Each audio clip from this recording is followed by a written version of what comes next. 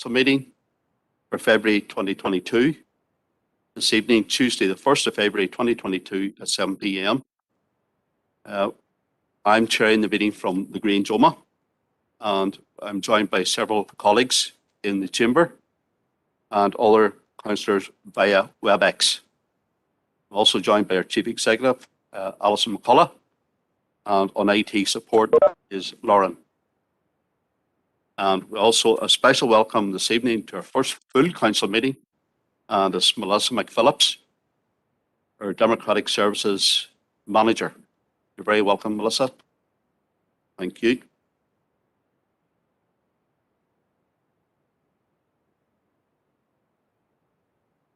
Okay, just a wee bit of protocol for the meeting this evening. Speakers will have 3 minutes. Ask people to respect the chair and each other. With regard to the agenda, I will bring forward part 2 confidential business to after item 8, which is correspondence. On matters arising as listed are for noting, so there will not be any major debates on it. And most of the correspondence items again for noting, so I don't intend much debate on either of those issues. We have 2 notices of motion. With regard to notices of motion, the proposer will have 5 minutes, the seconder will have 3 minutes, and all other speakers will have 3 minutes. With regard to any urgent and relevant business, we have 5 items as raised from Councillor Emmett McAleer, Councillor Donald O'Coffey, Councillor Thomas O'Reilly, Councillor Barry McElduff, and last but not least, Councillor Bernice Swift. So as chair, I ask for the cooperation of you all, and hopefully we'll get through this meeting. Thank you very much. Okay, on to our agenda. And before I go to apologies, I'm going to bring in Councillor Paul Robinson. He's asked to come in. So Councillor Robinson.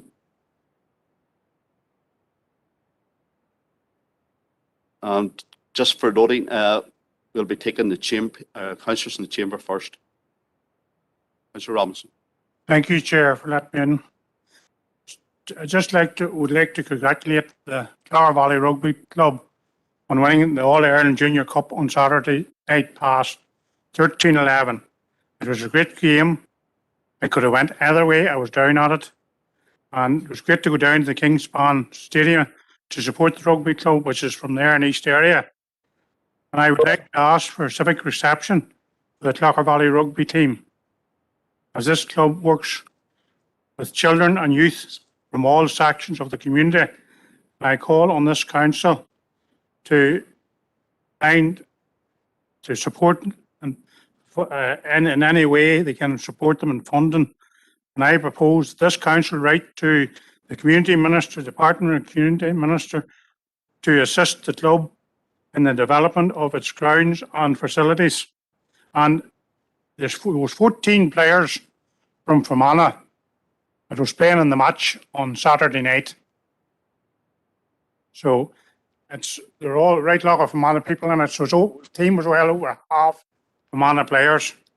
So I just would like to ask for a civic reception for them. Okay, Councillor Robinson, are there any other speakers in this matter before we move on? Okay, I'm happy enough to grant that, and we'll look at that, and we get the paperwork in for that civic reception, Councillor Robinson. And with regard to congratulations, on behalf of the council, I do send my congratulations to Clara Valley Rugby Football Club for their great success on Saturday evening, and we will be writing to them in due course. So thank you to all the speakers on that matter. Sorry, Councillor Green via WebEx, sorry. Councillor Green. Thank you, Chair. No, just my hand up to second Paul's proposal. So thanks, Chair, for letting me in. Thanks, Councillor Green. And okay, that's it. Anybody else via WebEx? That's fine. Thank you. And I take it we're all agreed with that. Okay. Okay, we're moving on now to item 1, His apologies, and I go to the Sinn Féin group leader. And that's Councillor Tommy Maguire. Gura Margaret Carley, Ardús Beira, Bawailam Banati Lyle of Regis Dave Gallier, Araliv. Just to wish you all a happy St. Bridget's Day. Apologies from our councillor team is Councillor Anne-Marie Donnelly, Councillor Stephen McCann, and Councillor Anne-Marie Fitzgerald. Gura Margaret Carley, thank you. Thank you, Councillor Maguire. And now on to the Ulster Unions Party, and the group leader is Councillor Robert Irvine. Thank you very much, Chair. I've only one apology, and that's from Councillor Bell. He's going to be late attending the meeting. I think it's after 8 o'clock or so. Thank you. No problem, thank you. Now on to the Democratic Unionist Party, and we have Councillor Paul Robinson. You Chair, one apology, Councillor Paul Stevenson.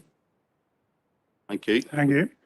Now on to Social Democratic and Labour Party, and it's Councillor Mary Gardy via WebEx. Thank you very much, Chair. Good evening. No apologies from our grouping tonight. Thank you, Earl. Thank you, Councillor Gardy. And now on to smaller parties or independents, if any. Any apologies? No. No indications there. Okay, thank you for that. Okay, on to item 2 on our agenda, and it's to confirm and sign the minutes of the council meeting held on the 11th of January 2022, and it's paper A. Page 1, page 2, page 3, page 4, page 5, page 6, page 7, page 8, page 9, page 10, page 11, page 11 with Councillor Emmett McAleer via WebEx. Sorry, Chair, it just took me a wee minute to get in there. This is matters arising here. No, we're on accuracy. Oh, we're in accuracy. No, sorry, then that's my mistake. Apologies for that. Just hold your powder for that one. So that's page 11, page 12, page 13, page 14, page 15, page 16, page 17, and page 18. Okay, that was the full council. Come here for a proposer and seconder for the adoption of the minutes. Councillor Robert Irvine and Councillor Paul Blake in the chamber. And I take it we're all agreed. Thank you. And now, declarations of interest, if any.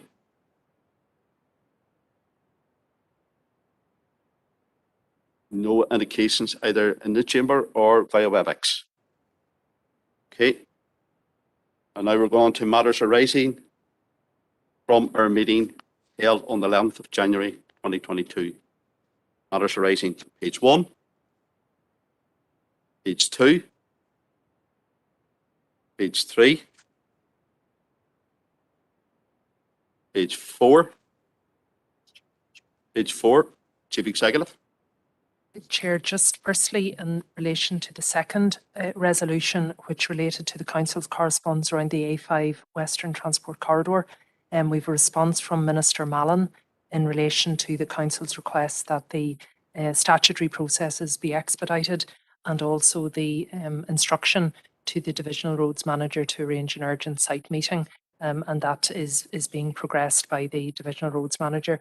I suppose the core issues here, Chair, is that the Minister has advised that we are aware of the overall legal procedures, the timetable for the next Public Appeals Commission hearing, but the unlikelihood that that will be expedited any further.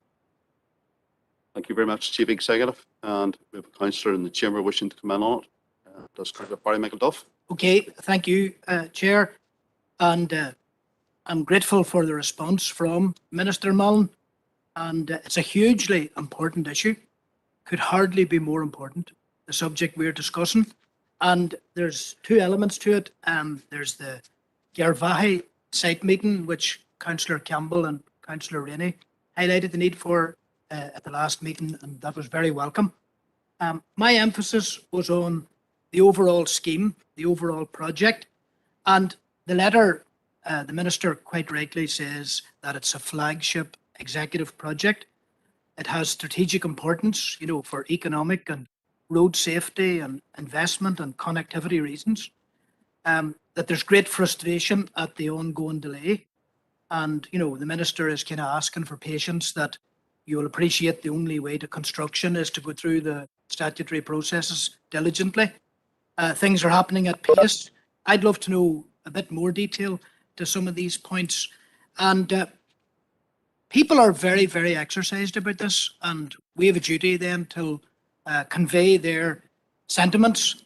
The reality is, if you take the Oma to Ballygolly stretch of the A5, you know, despite what anybody says, there isn't any intention to commence that project in 2022 or 2023 or 2024, and I could go on.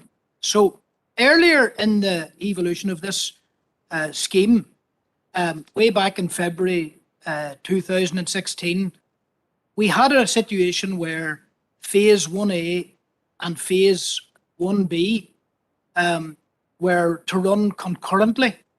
They were to run at the same time. It was actually known as Phase 1 and Phase 1 only, and it split up into Phase 1A and 1B. Phase 1A being new buildings to north of Strabane, Phase 1B being south of Oma to Ballygolly.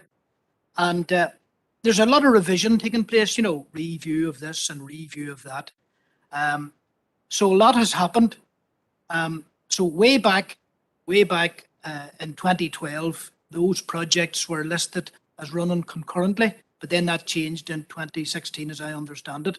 There was a direction order and a notice of intention to make a vesting order published, and then legal orders were quashed, etc., etc.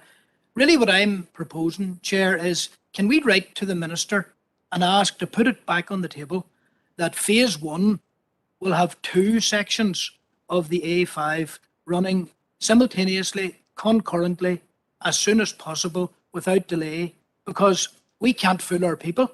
I mean, people are being told things like, you know, the money's ring-fenced, everything's in order, but when? So my proposal is inviting or asking the Minister for Infrastructure to comment on that suggestion from this council, that we revisit Phase 1 the way it was originally intended as far back as 2012.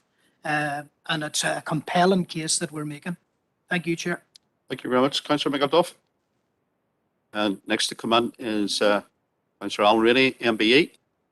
Okay, well, thank you, Chair, and thank you, Councillor McElduff, for the outline that you have given us here for the necessity of action for the A5. It certainly is far beyond all expectations that we haven't had any, we really haven't had any movement on this at all. It seems to me virtually to be going backwards. Councillor McElduff has outlined it. How long ago it is from we met in Eskra after it was turned down the first time, and we thought that it would be back on the agenda and that it would be up and running within a year. Did you say 2016 at that stage? And here we are at 22, and certainly the future doesn't look bright for it at all from anything that I'm picking up. And for someone that lives there, the accumulative build-up of traffic is unbelievable, particularly on a Friday, and making an entrance onto the A5, or indeed if you're in any type of a slow moving vehicle, the accumulation of traffic there and the frustration that builds up is just it's intolerable. And therefore I'll second Councillor McAduff's proposal, and hopefully that someone's listening, and that someone will move this on. I'm thinking that we have an election just on the horizon, and building up support with the new administration there. That's going to be another difficult uphill struggle, I would know right well.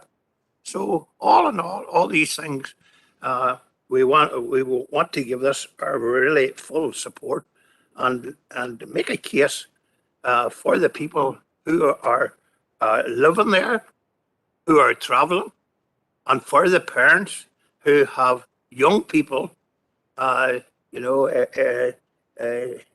new drivers, and I suppose they're all full of ideas, but the parents' heart is in their mouth. The saying is, if they're going to arrive at their destination or not because of the accumulation of traffic there. I think that we have said it all now, and let's hope that this will bear some fruit. Thank you very much, Councillor Rainey. So it's been proposed and seconded. Okay, we'll move on to other people coming in here, and it's via WebEx, and it's Councillor Emmett McAleer.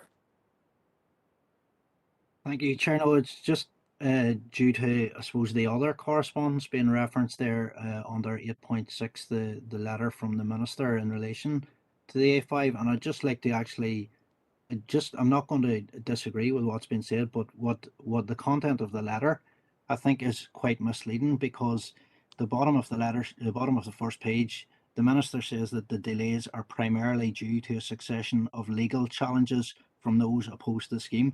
The reality of it is the primary reasons for this is the failings of those tasked with making this route a reality, and this much needed route a reality.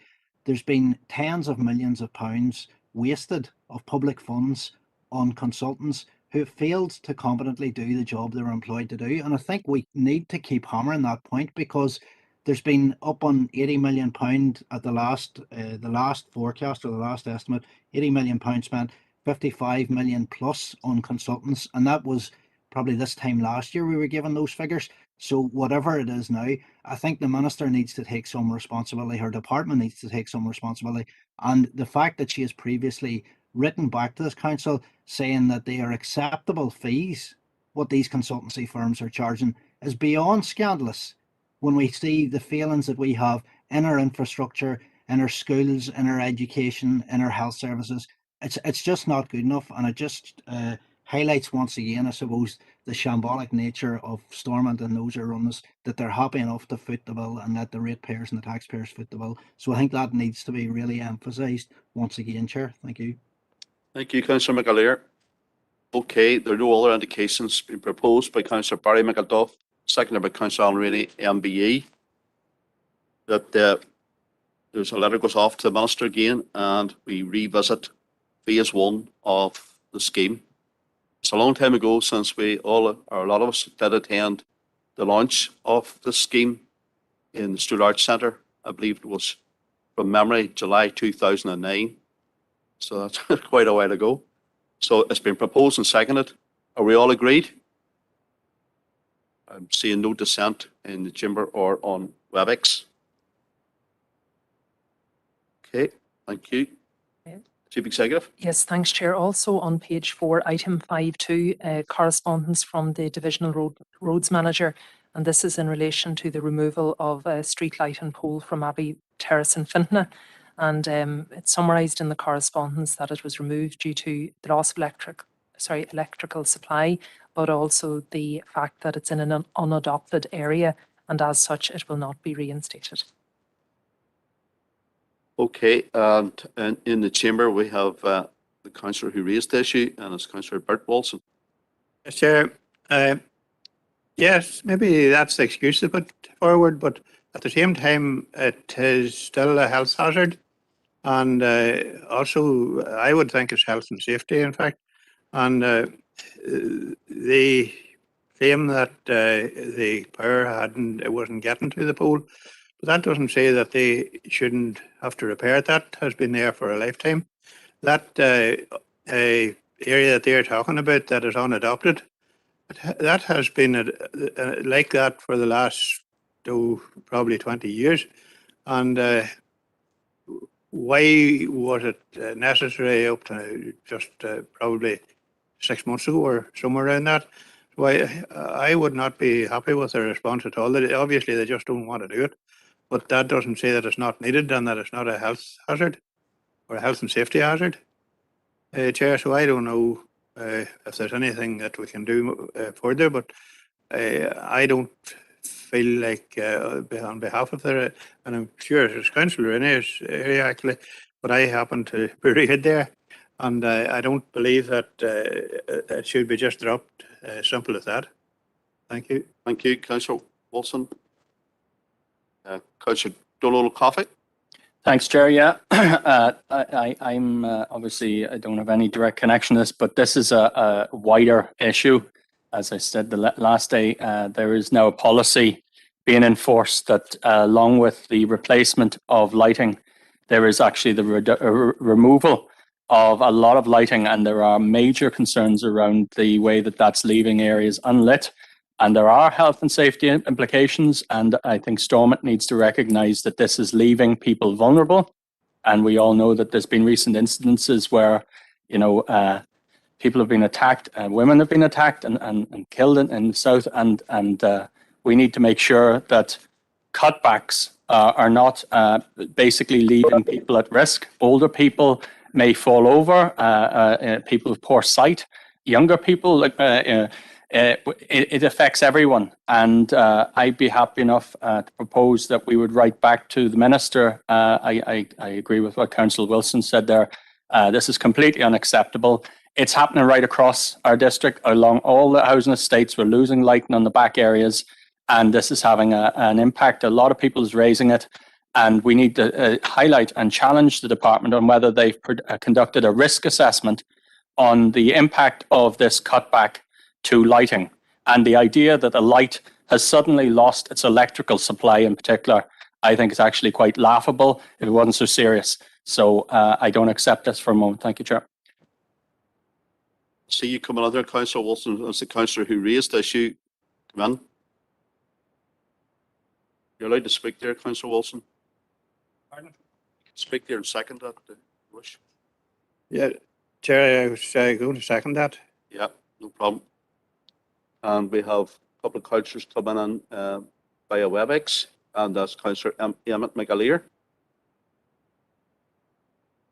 Thank you, Chair. No, I'm completely happy to support that. I wasn't sure if Bert was going to get back into second that or not, but happy to support. I think what we need to reference really in the response here is in the letter that's received, it says these schemes are designed and installed in line with current policy, and any existing rear footpath lighting is removed as part of the scheme.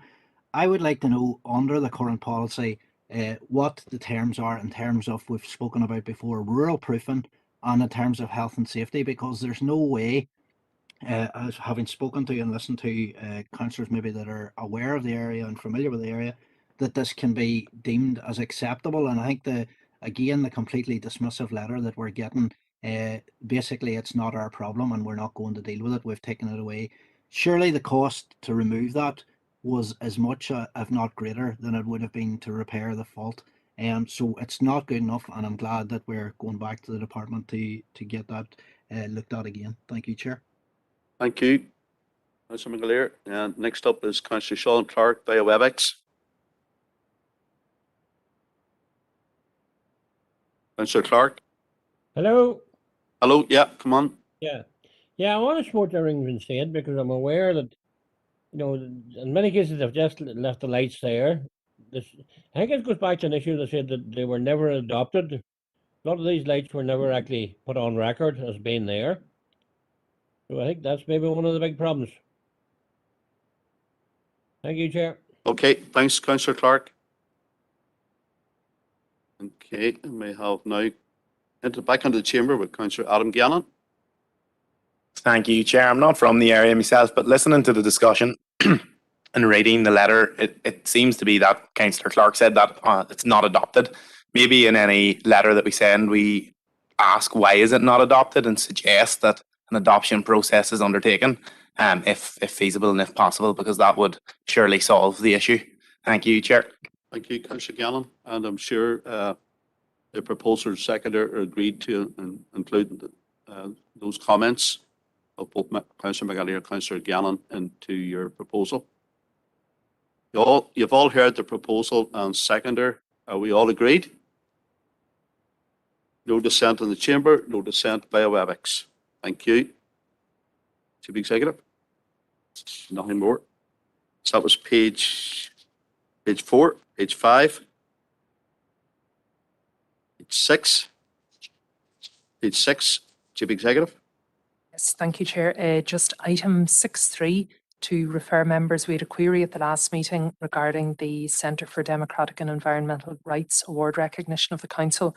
So we followed up on that, Chair, and the details are provided with the meeting documentation, and just confirmation that the Council has been recognised under the Local Recognition of Rights Award. Thank you very much, Chief Executive. And we have Councillor coming on via WebEx, and it's Councillor Emmett McAleer. Thank you, Chair. No, just to really welcome the letter, commend the Council obviously on taking this first step, and just reading the letter and the offer there, if any assistance, I think this would be an important time, just given or being mindful that we're progressing with this as we speak, that we actually make contact with CDER and Mary McGill as we progress the Rights of Nature motion. So I'd like to just propose that we make contact with them and again, hopefully involve them as part of the motion as we proceed with the work on that. So I'd just like to formally invite them along to Council to speak with us. Thank you, Chair. Okay, you're proposing an informal meeting. Okay, we have Councillor O'Coffey coming in here. Yeah, thank you, Chair. I'm happy to second that proposal. I think it's very good that this council is now receiving awards and commendations on the basis that we are taking forward progressive policies in relation to issues like environmental and democratic rights. And I also note that there was also a recognition, I think, that we were leading the way when it came to having a rights-based approach to procurement. We have now a responsible procurement policy, which I think is probably the best, the most progressive policy on procurement of any council in Northern Ireland. And I think that is the road that we can go as a council to show that this part of the world, even though we've had we've been undervalued for so long, that we can now step forward and actually show leadership about how good government can come forward. Thank you, Chair. Thank you, Councillor O'Coffey. So it's been proposed and seconded. Okay, I don't see any disagreement in the chamber, sent in the chamber or in WebEx, so that's agreed. Thank you. Still on page 6, page 7, page 8.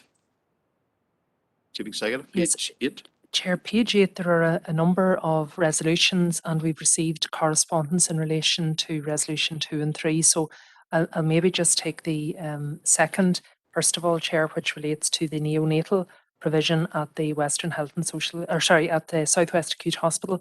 We've received correspondence from the Western Health and Social Care Trust.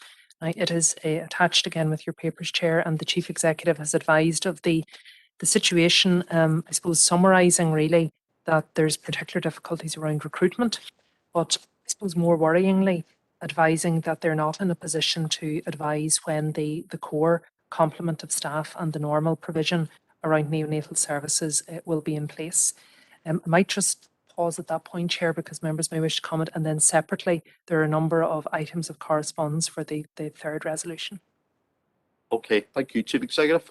Going to the chamber now with Councillor Donald O'Coffey. Thanks, Chair. And as the Chief Executive have rightly stated, that this is genuinely concerning correspondence. It's confirmed the fact that we now face an extended and protracted suspension of the operation of a neonatal unit in SWA. This has obvious implications for the sustainability of maternity services and by extension the anaesthetics department and therefore the emergency department and acute status of the hospital as a whole. I have information as of today that babies have been transferred from where they should have went in Enniskillen, not just Altnagelvin and the Craigavon, but actually to Dublin. This highlights the scale of the failure that has occurred around both recruitment and retention of staff. I personally have had ping pong emails going back for 18 months now, and 12 months. I've certainly identified very specific instances whereby recruitment of staff at SWA neonatal has been on a different plane and with different requirements than recruitment of equivalent staff at other hospitals in Northern Ireland. And I would actually charge, and I did in the correspondence with the then chief executive, that there is actually a managed approach to the situation, that there is actually an approach to protect services at Altnagelvin at the expense potentially of services in SWA. This is genuinely concerning. The babies are carrying the brunt of this.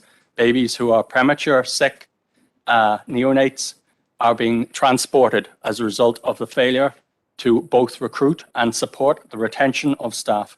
So I would like to propose that we as a council, write to the minister, highlighting the extent of our concerns and the obligation that rests with him and his department to provide basic medical facilities for babies in our council area, and B, that we should initiate or set up some form of a group within this council to actually initiate a campaign on this.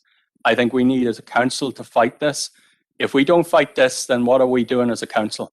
And I think everyone has a role to play. I think everyone can contribute to that. And I think that we showed during the stroke campaign that we can succeed if we keep the pressure on. This is not good enough, and we cannot go into the darkness, because if we lose this acute status of our hospital, and I heard today another rumour about the status of emergency surgery services in SWA, just like they are in Daisy Hill, if that sort of thing is over the horizon here, we as a council need to be standing up, and I'd like to propose that, Chair. Thank you. Thank you, Councillor Coffey. Councillor Siobhan Curry. Yes, Gurmagada Carley. I am concerned, very concerned by the letter and the response that we've had back from the chief executive, the new chief executive of the Western Trust. It isn't just the neonatal services, although obviously the biggest concern would be about these babies and the families and the extraordinary pressure that is now being put on them at a time when the last thing they need to be doing is running all over Ireland, when maybe they probably have other children at home and other things to worry about. It just adds and adds and adds to the burden. When neonatal facilities are removed, it does knock on, it knocks on. So this really matters in terms of the viability actually of our hospital in Enniskillen. It's a massive issue. I would second Corleo Coffey's proposal in regard to the minister. I think we need to have urgent engagement. This is at the minister's door. This is extremely concerned. I can't understate how concerned it is. In terms of the council, ourselves as running the campaign, I'm not sure. Maybe take a bit of advice from Alison on that, as the previous campaigns that Corleo Coffey referenced, like the stroke campaign, was driven by the stroke survivors. A neonatal campaign will not be driven by the babies who this is affecting. So there is that element that we need to stand up as a community, but just maybe take advice on that before I'd second that element of the proposal, but happy with the first section. We really need action on this. This is a big concern. Okay, thank you, Councillor Curry. Maybe I'll bring the Chief Executive maybe in at this stage before we take any more speakers to just clarify that situation with regard to item B of the proposal. Yes, Chair. And I suppose looking back to Legacy, Oma District Council days, there certainly would have been a very active role by the Legacy Council around coordinating, facilitating and mobilising community support. So I think there would be similar scope. I know Councillor Coffey referred maybe to the group, a working group. I would have thought it would be the council corporately would take on such a mantle. There may be some practical arrangements we would have to consider as to how that would be facilitated, but it would be essentially ensuring we would have the proper contacts within the community and I suppose the wider health network as well. Yes, sir. Let's bring you in again. Hold on. No, thank you, Gurmagad Allison, for that clarification. In that case, I'm happy to second the proposal entirely. Okay, thank you for that. Okay, on to the chamber again here with Councillor Adam Gannon. Thank you, Chair. Obviously, our health services are under immense stress locally here, and as Councillor Curry indicated, the extraordinary stress on families. She made the point very eloquently, so I won't rehash it, but it's very relevant here. Obviously, this has been happening over the last few years, where neonatal nurses have retired. Retirement doesn't just sneak up on you. You know that it's coming, and I would have a question about appropriate workplace planning going forward for the future. It suggests a lack of it, that the retirements of came, have been and gone, and the recruitment hasn't happened. They've also referenced staff leaving in this response to ourselves. And again, another question that comes to mind is, why have these staff left? What is the issue? Where have they went to and why have they left? And then you have to question, does that link into why they can't recruit? And is there an issue here about the recruitment, as Councillor Coffey indicated at the start during his proposal, that needs to be addressed? Because otherwise we won't be able to fix the problem, because there needs to be a change to the recruitment. And obviously this problem is set to get worse with 2 staff retiring in March. You know, they've set up a project board, but there's been no commitment to timeframes, no commitment to telling us what their plans are, telling the public what their plans are to deal with this. You know, they say it's temporary, but without clear steps and without timeframes and without putting forward some sort of proposals or telling us at least when they're going to update us on what this project board are going to do and what their work is, it is incredibly worrying for the future. And I'd just like to support the proposal that's being put out. Chair, thank you. Thank you, Councillor Gannon. Now over to WebEx, and we have Councillor Emmett McAleer. Thank you, Chair. Yeah, fully supportive of the proposal we made by Councillor Coffey. I think the paragraph really that jumped out of me and reminded me of a quote by Tony Benn was just split over page 1 and page 2 of the response. When Tony Benn spoke about the boat race between the NHS and another crew, and that both sides tried hard to do well, but the other crew won by a mile, the NHS was very discouraged and set up a consultancy. The consultancy came to the conclusion that the others had 8 people rowing and 1 steering, whereas the NHS had 8 people steering and 1 rowing. The NHS then appointed people to look at the problem and decided to reorganise the structure of the team so that there was 3 steering managers, 3 assistant steering managers, and a director of steering services. An incentive was offered to the rower to row harder. When the NHS lost the second race, it laid off the rower for poor performance and sold the boat. It gave the money it got from selling the boat to provide higher than average pay awards for the director of steering services. I think this is really what we're seeing is the failing in the upper echelons, and it's no doubt been driven by the Tory government, who are on a real drive to privatise the NHS as best they can. The people who are suffering are not only the patients, but the frontline staff. And I think that point needs to be made. So I'm very happy to support this. And I think, as other councillors have said, we need to fight this tooth and nail, because we in Oma, and you know this yourself, Chair, we've lost health services before. And it's a massive loss to the community. So we need to fight tooth and nail to preserve and to save such really valuable services. Thank you, Chair. Thank you, Councillor McAleer. And you're just juggling my memory there of a campaign as far back as 1978. So that's, I've shown my age here now. So there you are. Next up, we have Councillor Josephine Dehan via WebEx. Thank you, Chair. Good evening, members. Definitely a very concerning letter from Mr. Guckian. I think what we're seeing here, Chair, is the thin end of the wedge. And I think that as a council, we need to be very concerned regarding the sustainability of acute services delivered in the Southwest Acute Hospital. Because if we cannot provide neonatal services, then it will definitely influence the choice that parents have in where they deliver their child.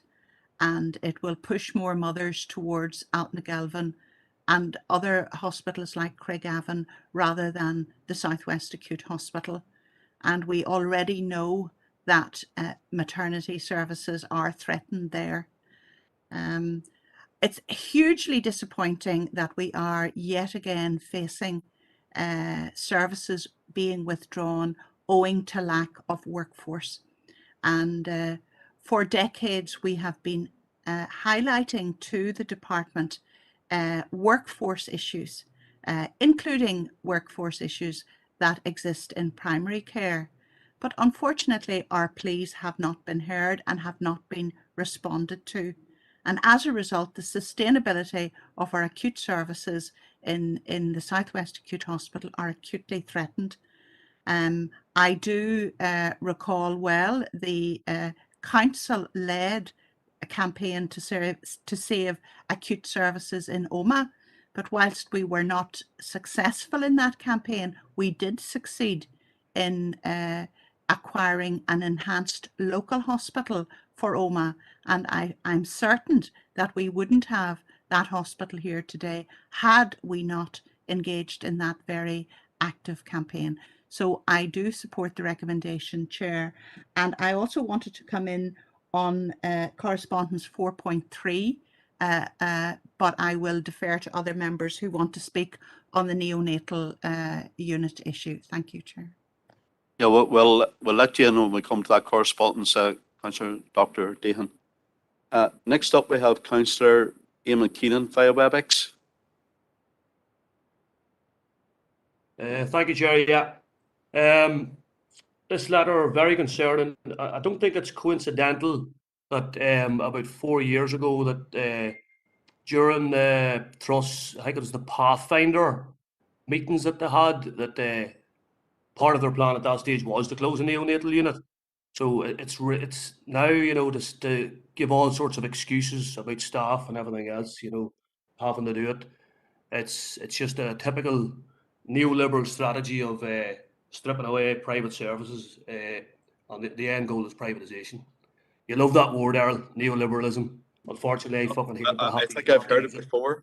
But yeah, we need to fight it tooth and nail, and it is a blueprint from their Bangor report and the Pathfinder meetings that they've held. It's not accidental, you know. The people aren't stupid, so we see through it and we need to fight it, and the council needs to lead that. Very good proposal, Donald. Thank you, Councillor Keenan. Next up, we have Councillor Seamus Green via WebEx. Thank you, Chair. Yeah, and like the other councillors, I am very concerned about this and a number of other issues. It seems that rural areas are under a hostile attack, and seems to be like a money grab and a service grab going on like never before. Fermanagh and Omagh area seems to be the easy target, and us writing letters just isn't cutting it anymore. I genuinely don't know where we go, because every service, if we strip every service down to the brass tacks of money, we are being underfunded in every area from every department. And at some stage or some time, we're going to have to stand up and be counted, and hopefully the Rural Affairs Committee are doing subcommittee are doing up a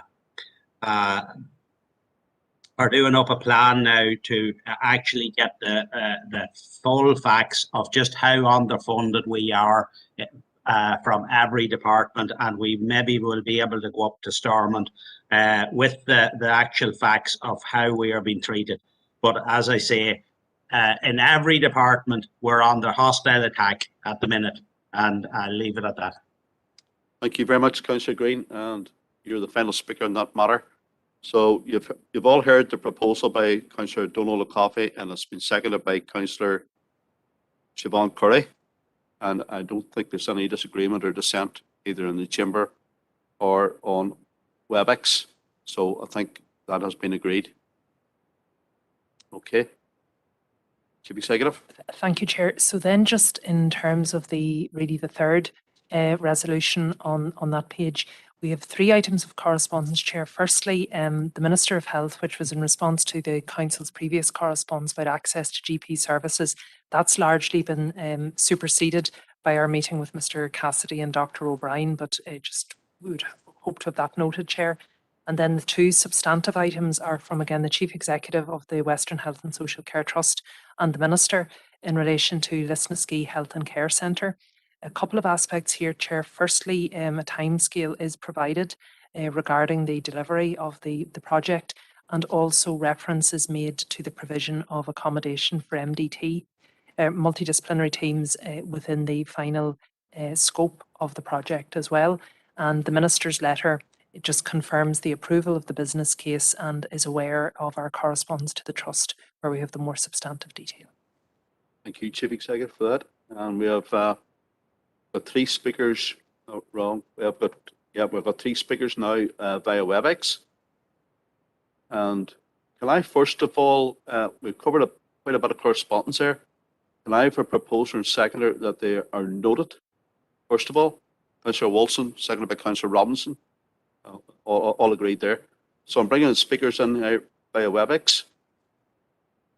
And Councillor Eamon Keenan. She's moved down again. Councillor Keenan. Yeah, thank you, Chair. Well, I suppose I welcome this much awaited timeline for the construction of the new surgery in Lisnaskea and the plans for the services that it will provide. Although I do note that it's going to be designated as a primary care network. I'm not an expert on these, but I believe that this model is a copy to an extent of the American model for healthcare. And I believe that it was first introduced in the UK in various districts in London. And since this, many of those PCN surgeries in London have since been taken over by private healthcare. I think a total of 49 have been affected. So I hope that this is not the plan for Lisnaskea or any GP surgery in the north. If this is not the case and it's a genuine plan for providing healthcare connected to NHS, then it does seem to be a long-term plan and something that has been completely lacking in the Erne East area and indeed many areas across the north. But the completion of this plan is at least 4 years down the line. At the minute here in Erne East, people are struggling, really struggling to see a GP at the minute. But the management of Maple Group have actually organised a meeting this Friday for local councillors and MLAs to give us what they described as an update on progress they have made since they last met us. I just hope that their update also includes a plan for the short term with immediate effect, and hopefully it's not just a case of we have to wait till 2025 to be able to see a doctor here in Erne East. That's it. Thank you. Thank you, Councillor Keenan. Next up, we have Councillor Thomas O'Reilly.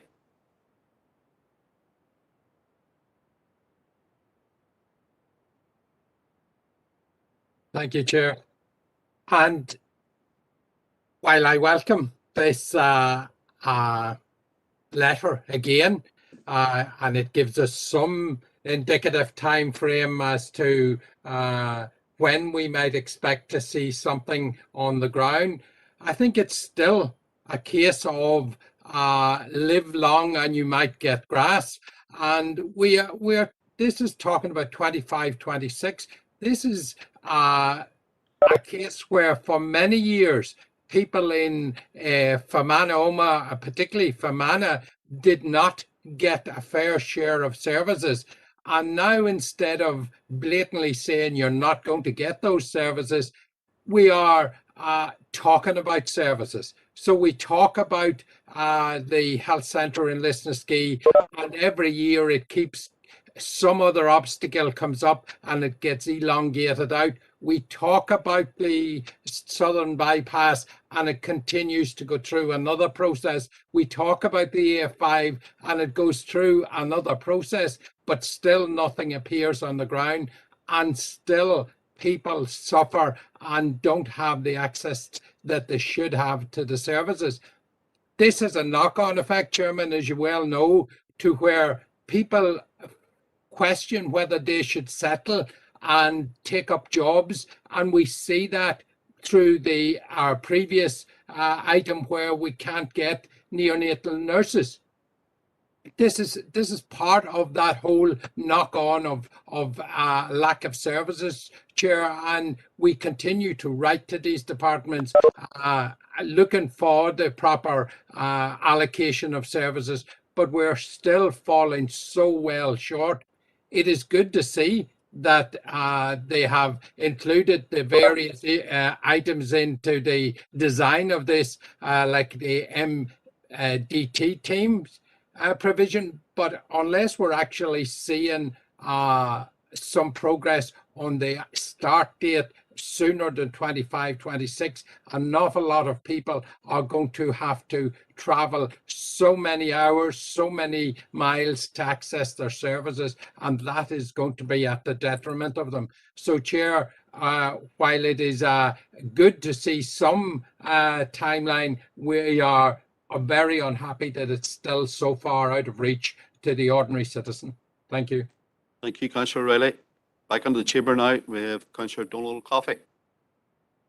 Thank you, Chair. Yeah, I find this correspondence confusing in a sense. I note the reference there to the hub and spoke surface model, where the Lisnaskea Health Centre will become the hub, providing core services to rural GP practices in the area, which are the spokes.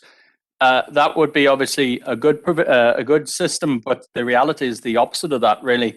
My understanding is that it was provided in writing at the time when the Rosslea GP surgery closed, that as soon as a new facility was built in Lisnaskea, that they would immediately move to remove the service from Newtown Butler.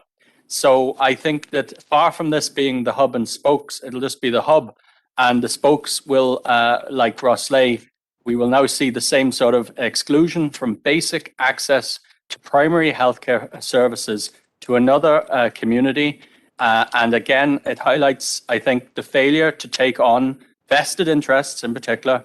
And I think the only solution to this involves both increasing dramatically the number of GPs being trained up, increasing the support for them, but most importantly, the direct NHS contracting of GPs to guarantee that every community actually has access and that we don't rely on the private sector when there is widespread market failure because of the economics of primary care. So I think that this correspondence is in a dream world compared to what is actually happening in the reality that communities in our area are enduring.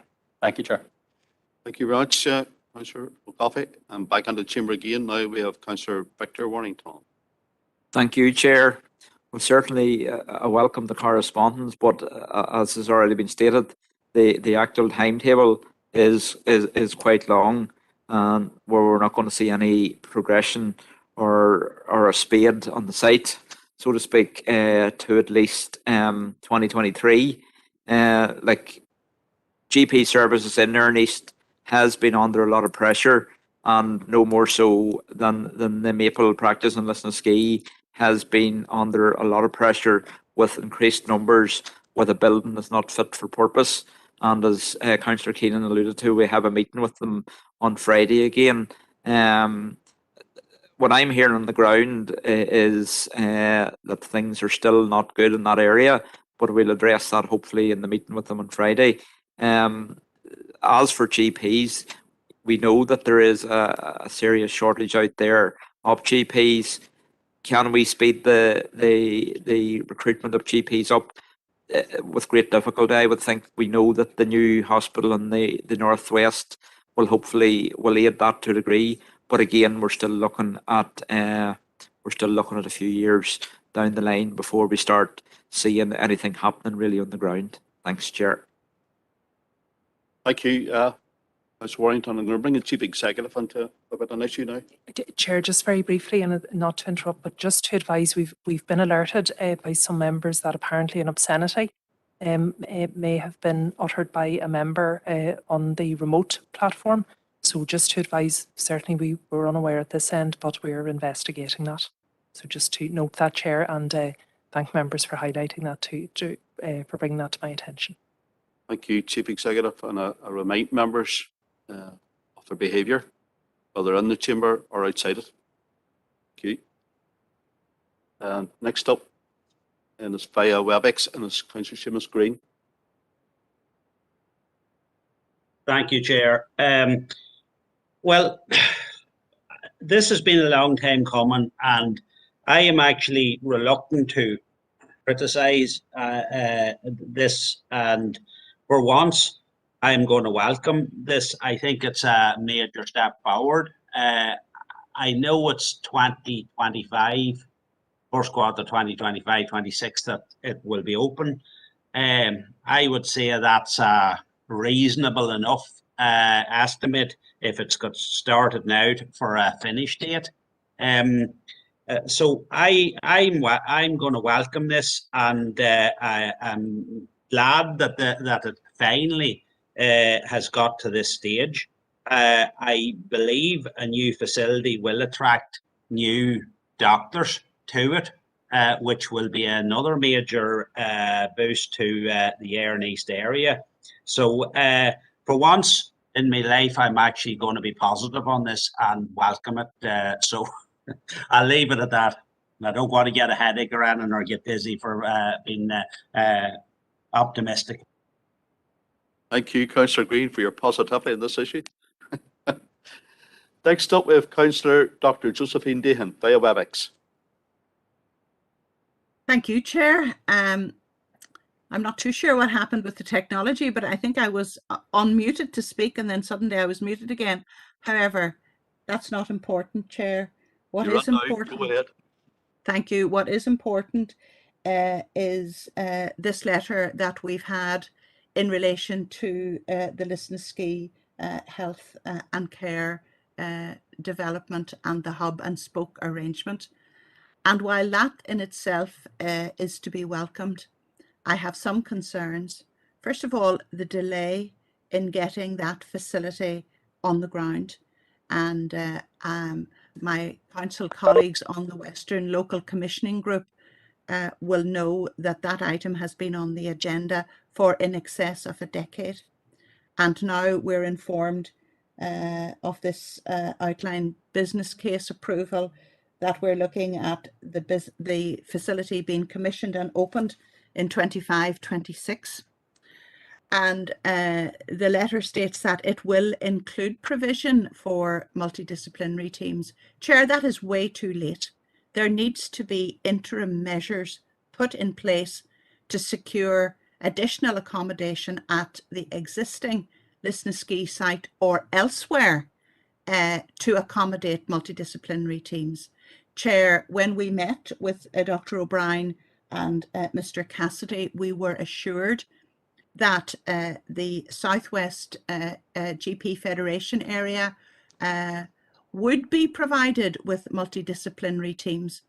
And we have already corresponded with the Chief Executive of the Western Trust regarding the urgency of providing that accommodation.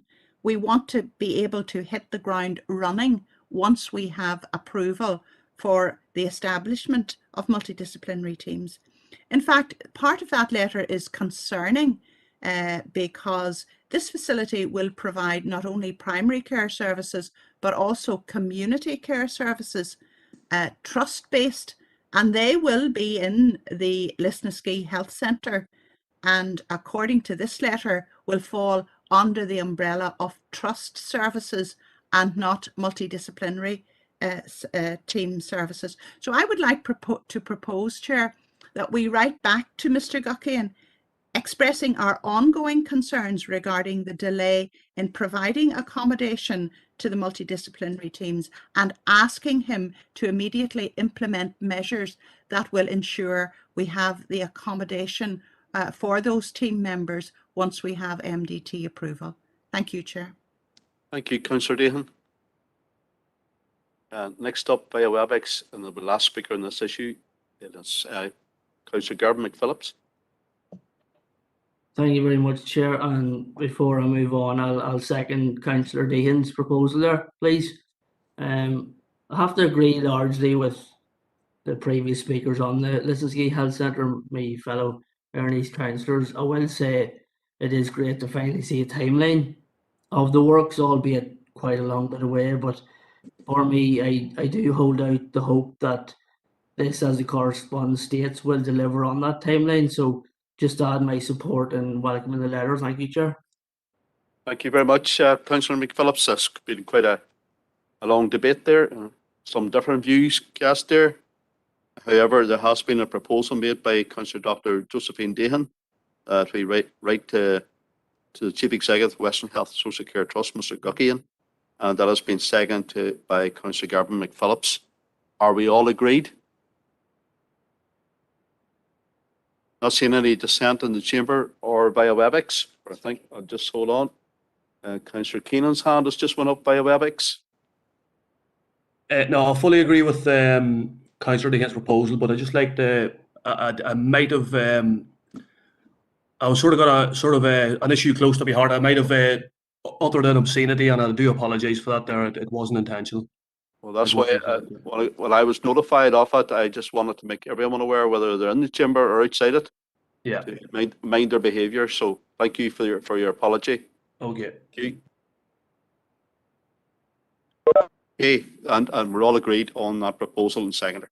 Thank you. Chief Executive, where are we now? Page 9. Chair, Chief Executive. thank you, Chair. Just one item of correspondence here on item 6.6. So it's correspondence item 4.4, and it's from the Minister for the Economy in relation to the Council's recently adopted motion on the 4-day working week. So the Minister makes reference to the fact that organisations have flexibility on such matters. However, his focus and that of the department is recovering from the impact of COVID-19. Thank you, Chief Executive. And we have three councillors coming in via WebEx. And first up is Councillor Emmett McAleer. Sorry, two councillors now. Thank you, Chair. So I was actually at the bottom of page 8. I was hoping to get speaking on item 6.6 just before we jumped on to page 9 there. It was just following on from the previous item we discussed.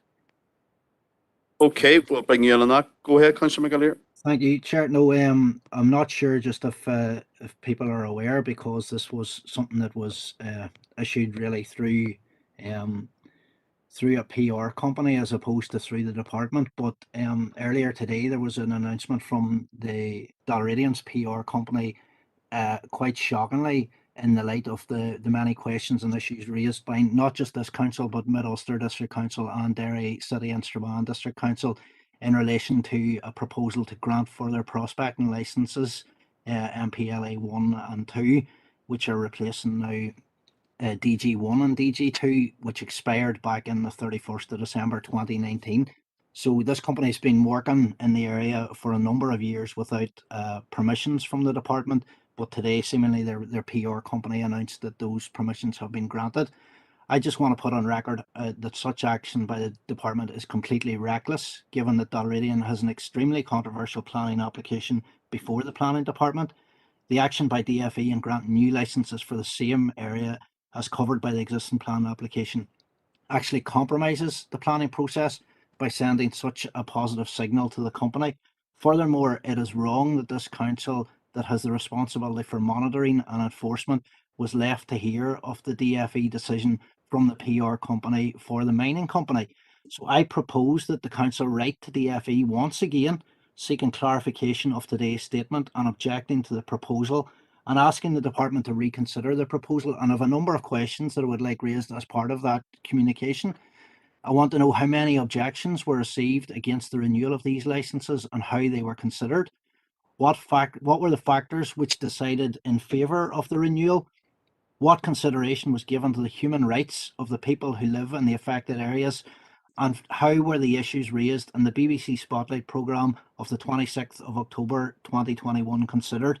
Finally, I'd request a copy of all the documents, correspondence, notes, including expert reports, meetings, phone calls, etc., between DFE, Dalradian and their agents or consultants that pertain to the renewal of these prospecting licences from back in July 2019 to this current date. I think it's a hugely important issue for this council. The fact that this company has been working business as usual, despite not having permissions, having the only permission that they have is from the Crown Estate, which is subject to both the prospecting licenses from the department, which they didn't have, and planning permissions from this council, which they don't have. So it's hugely important, and I'd like to make that as a formal proposal, Chair. Thank you. Okay, thank you, Councillor McAleer. And next we'll have in the chamber here,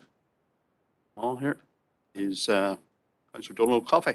Thank you, Chair. I'm happy to second that. I think it's an excellent proposal, and I think the points that's just been raised there by the councillor really highlight the degree to which there has been full-scale regulatory capture of the so-called regulatory bodies as part of Stormont. And the same thing was actually highlighted in regard to recent research conducted by the University of Lancaster, which highlighted how the oil and gas industry are also exerting a huge influence over the way decisions are being made. And I think the only way that we can prevent these sort of rapacious capitalist companies coming in and making horrendous destruction to our environment and to our public health is by stopping them from getting a foot in the door at all. And the only way to do that is to ban the licensing processes under which they will seek to raise legal cases, as has been announced by previously by certain applicants, that they were going to seek B for billions in compensation from Stormont unless they got their way. And that's what we face with these sort of companies.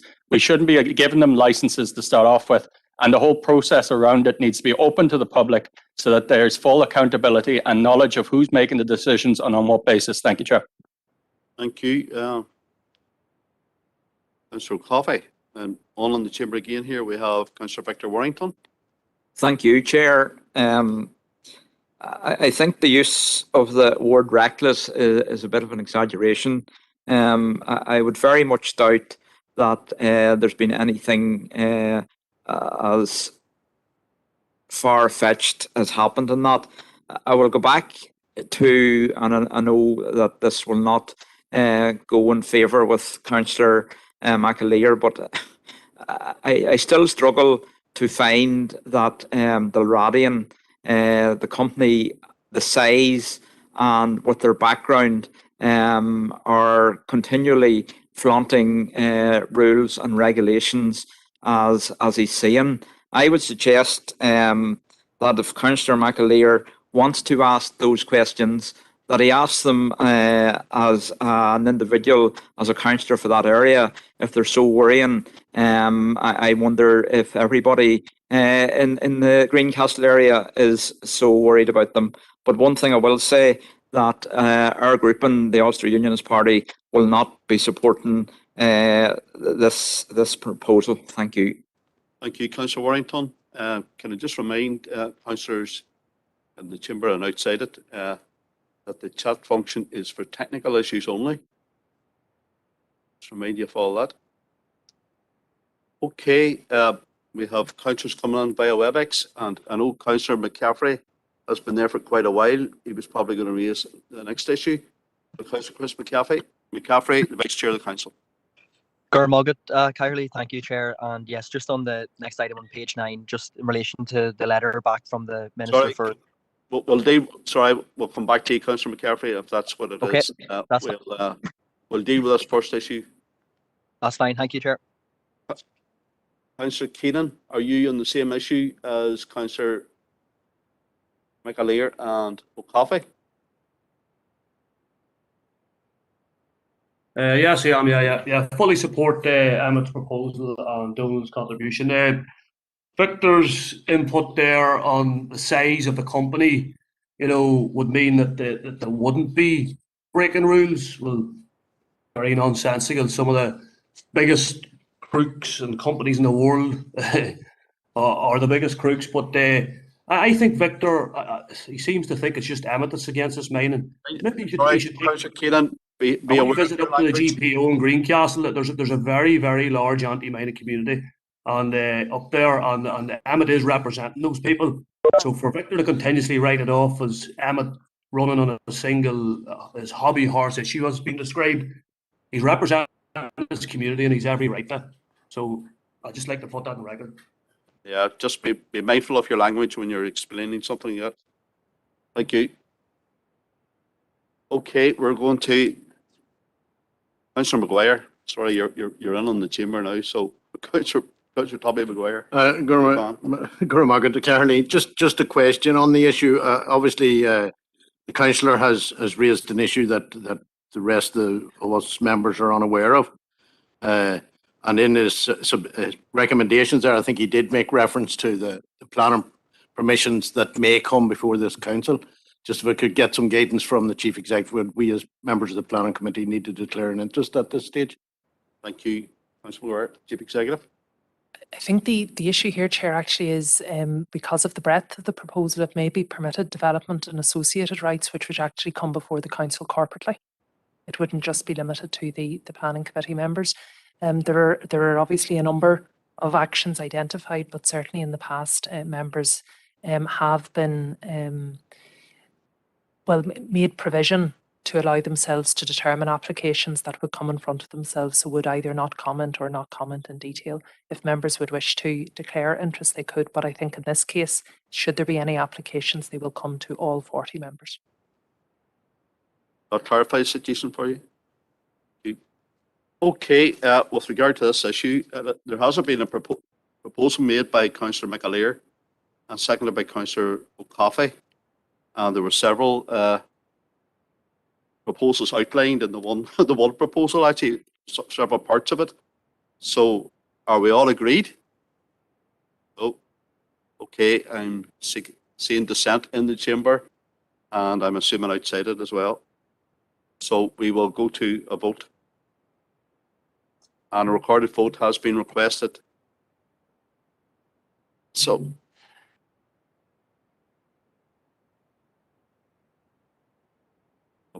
please give us time to get that sorted.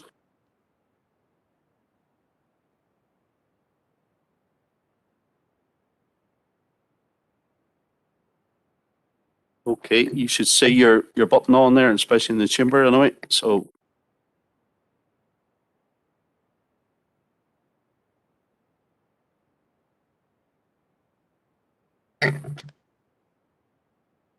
vote now if you haven't done so.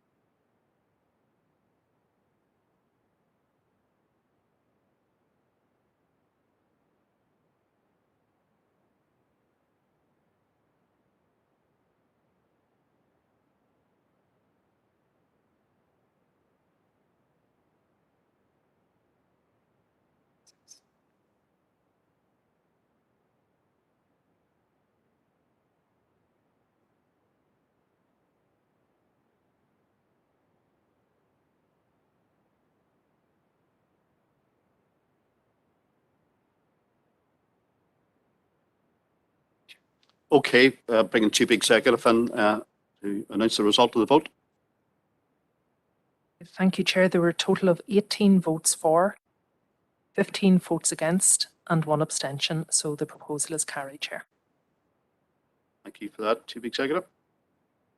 So just to clarify that again, there was 18 for, 15 against, and 1 abstention. And therefore, the vote is carried. Thank you. We'll just give IT a chance to clear the screens again here now.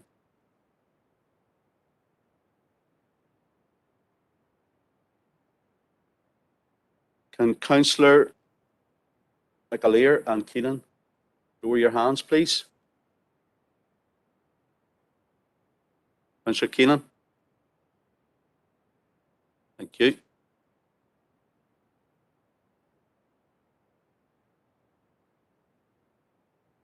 Okay, IT, we're okay to go again? Yeah, all right. Next item, Chief Executive. Councillor, conscious Councillor Chris McCaffrey is waiting in the wings here, so via WebEx. So come in there, Councillor McCaffrey now. Thank you, Chair. Yep. So just on page 9, the response from the Minister for the Economy. I note the response. I am obviously disappointed as someone who brought a motion to Council just recently around this particular issue of 4-day working week. It does seem that the Minister has struck this off almost. I note he says his priority at this time is to protect jobs and rebuild the economy. I personally think after the past 2 years that this will not be done without incorporating some kind of changes to how people operate their working lives. And I do think that a 4-day working week is a good way to do that. We as a council and across the 6 counties want to be innovative and pioneering in this. The Minister does make reference to England, I believe, where they have now trialled a 3-day or 4-day working week starting from June. And I note that there are over 30 companies, businesses, banks, different organisations that are involved in that. So I think it's a bit disappointing that we're sort of left here waiting to be reactionary to what comes out of that when we could, in fact, lead the way. And I do believe there is popular support for this. But I'm happy to note the correspondence, albeit I would have liked to have seen the Minister be more open to such ideas. But, this is an idea which I don't think is going to disappear, certainly not with the changes that COVID has brought to everyone's working lives. But I'll leave it there. Gurmagad. Thank you, Chair.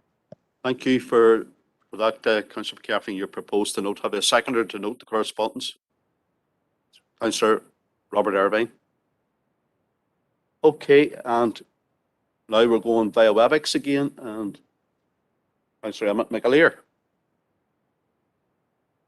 Thank you, Chair. No, it's just one point in relation to the response that we've received, and again, it kind of indicates to me, at least, the short or selective attention span that some of our ministers have, where the Minister talks about the devastating impact of COVID-19 and the economic recovery plan, which his department's delivering. Now, obviously, COVID has had a devastating impact, but there's another issue that has been prevalent in the last number of years, which hasn't helped matters, of which his party, and indeed your own party, Chair, was a cheerleader for, and that's the European exit.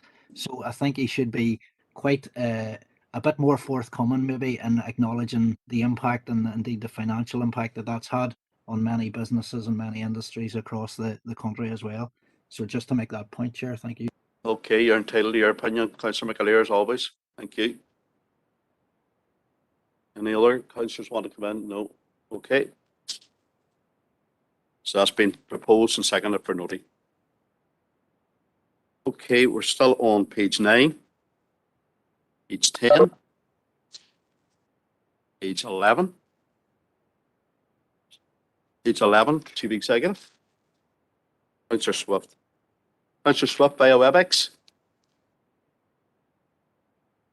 And just very quickly on the bottom of page 11, and it's reference the executive office, and you will remember members had requested about the hotline numbers. I'm talking specifically about the Spend Local card and that scheme. And I note from TV representation last week, the Minister had advised that everyone who had applied for the Spend Local card would now be reissued with some recompense or spend equaling the £100. Now, while the card scheme is closed itself, an assurance was provided. So what I am asking now is, and I propose that our Chief Executive find out a little bit more how exactly that is going to happen, for the simple reason I am acutely aware that of the people that I have still outstanding, still have not received any email, phone call or text correspondence from the same department to be advised on how they are going to be recompensed.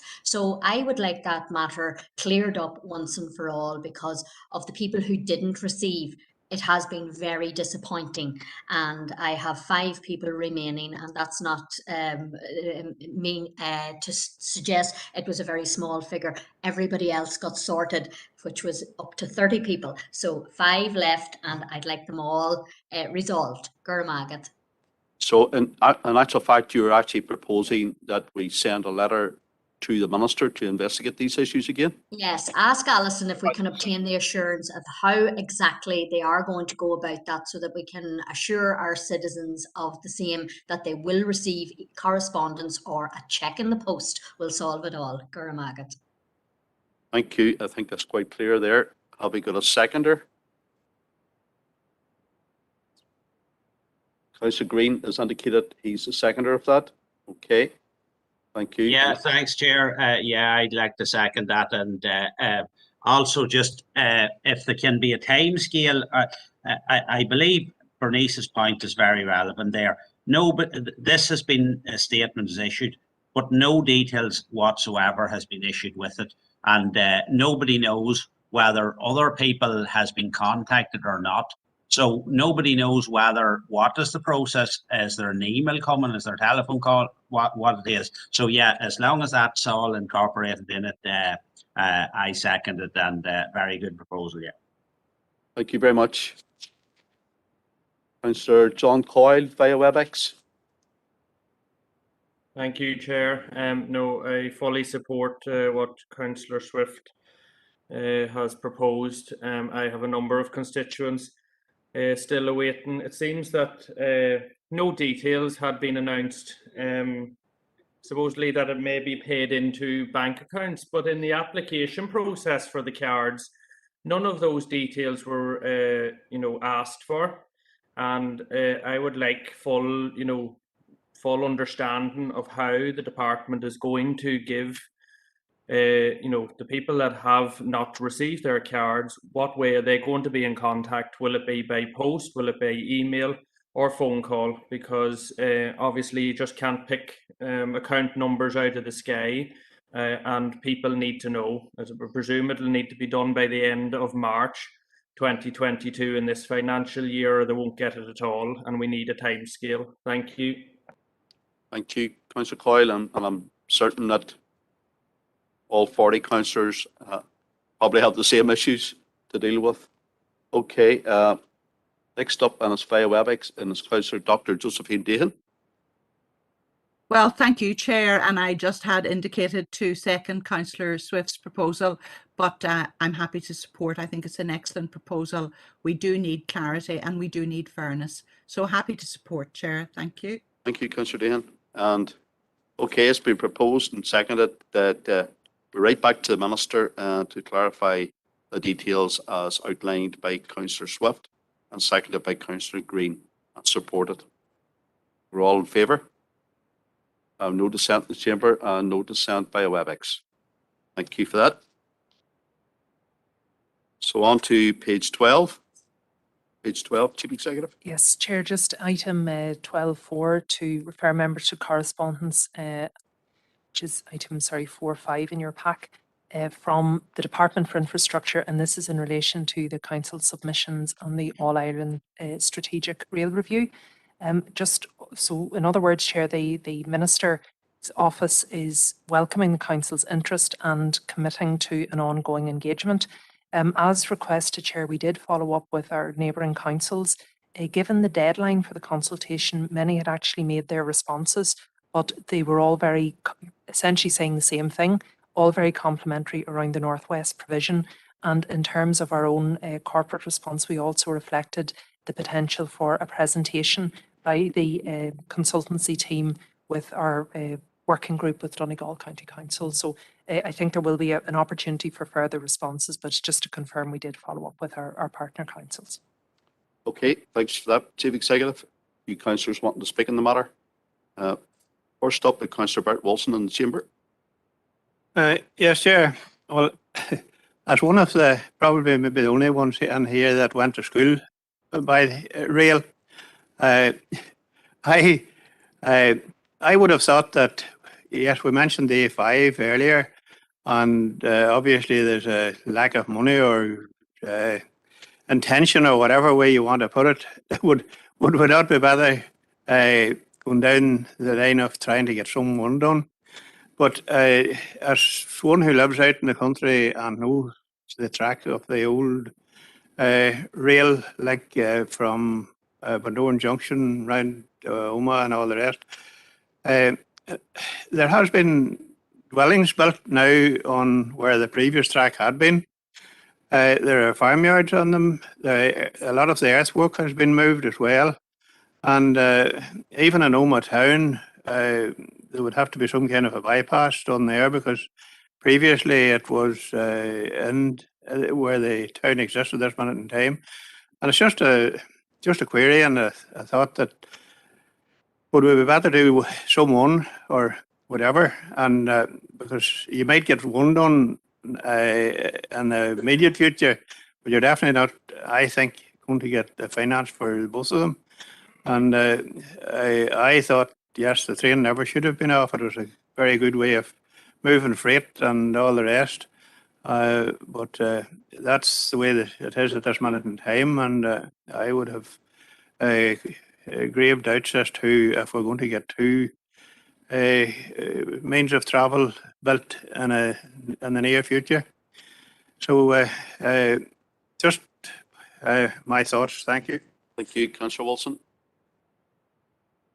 And just before I bring Councillor Coffey in the chamber, I think you're referring to the Oma through pass. That is why it's called Great Northern Road, because it was built on the Great Northern Railway, which is a through pass of Oma. So that's one of the obstacles in the way. Again, Councillor Coffey, chamber. Yeah, thanks, Chair. This document is strange enough. I was interested in Councillor Wilson's experiences there. It reminds me of, I think it was Lenin said that communism was, he was tongue-in-cheek, communism was rail transport and electrification. And unfortunately, we don't have rail connections here at the moment. But I think we need to see the sort of investment that would be required for it. There's the kind of the usual weasel words in the response, which is the within the budgetary envelope that is available. And it has to cast a major question mark over the ambitions that the minister has, as is stated here, for the rail network. I was talking to recently a fellow trade unionist who's a rail driver, shop steward. He told me how, for example, I have loads of examples like this, but they actually replaced the bridge where there were originally two tracks along it. And instead of leaving it dualed, which is what they could have done, or even just done one on one side and left the other one for another day, they put the track right down the middle. And the whole point about that is that it's actually killing off the potential for future dualling. And this was on obviously the Belfast to Derry, Londonderry route, which I think from memory, someone actually cycled faster than the train goes on that route. So, there's major problems here. I would say it's marked by a chronic lack of ambition, if we're honest. The funding for rail is, we've basically got one line in Northern Ireland, maybe with a few little add-ons, and it's completely inadequate. And even the Dublin to Belfast route is chronic, a very, very slow route. There's lots of things could be said there. There's also a paragraph down the bottom talking about the integrated regional strategic transport network transport plan, which is a big word. But I think the truth was spoken there by Chris Conway, the chief executive of TransLink, before the Assembly in recent days. He said that funding per capita in Northern Ireland for public transport is 27% of what it is in England, Wales and Scotland. 27%, that's 1/4 of what we spend on public transport, what they spend in England, Scotland and Wales. And is it any wonder we don't have decent bus and rail services? he's also warning that 1,000 bus services, predominantly in rural areas like Fermanagh and Omagh, will be cut as a result of the cutbacks that's coming under the current budget from Stormont. And of course, that goes back to the Tories in London, but there's no excuse for it in any case. But I think this poses major questions over what is the purpose of this? Is this an exercise for the minister to be able to show up, oh, there's huge demand and I haven't got the money, I can do nothing about it? If so, it's a cruel betrayal of the sort of hopes and aspirations of many of us who wish to see the return of rail to our area. Thank you, Chair. Thank you. And I'll take it you're proposing the noting the correspondence. I remind councillors, this is for noting. Please, I'm going to let you sit, but keep your comments succinct. So proposed. Yeah, there's Councillor Paul Blake in the chambers next.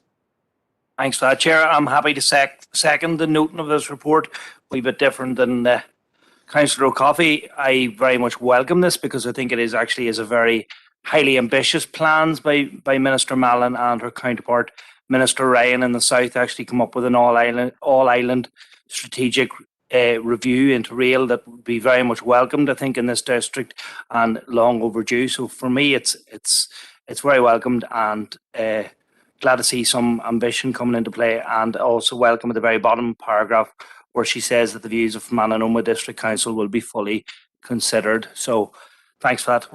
Thank you. Next up is Councillor Siobhan Curry in the chamber. Yes, Gurmagad Cairley, just to make a couple of comments on it.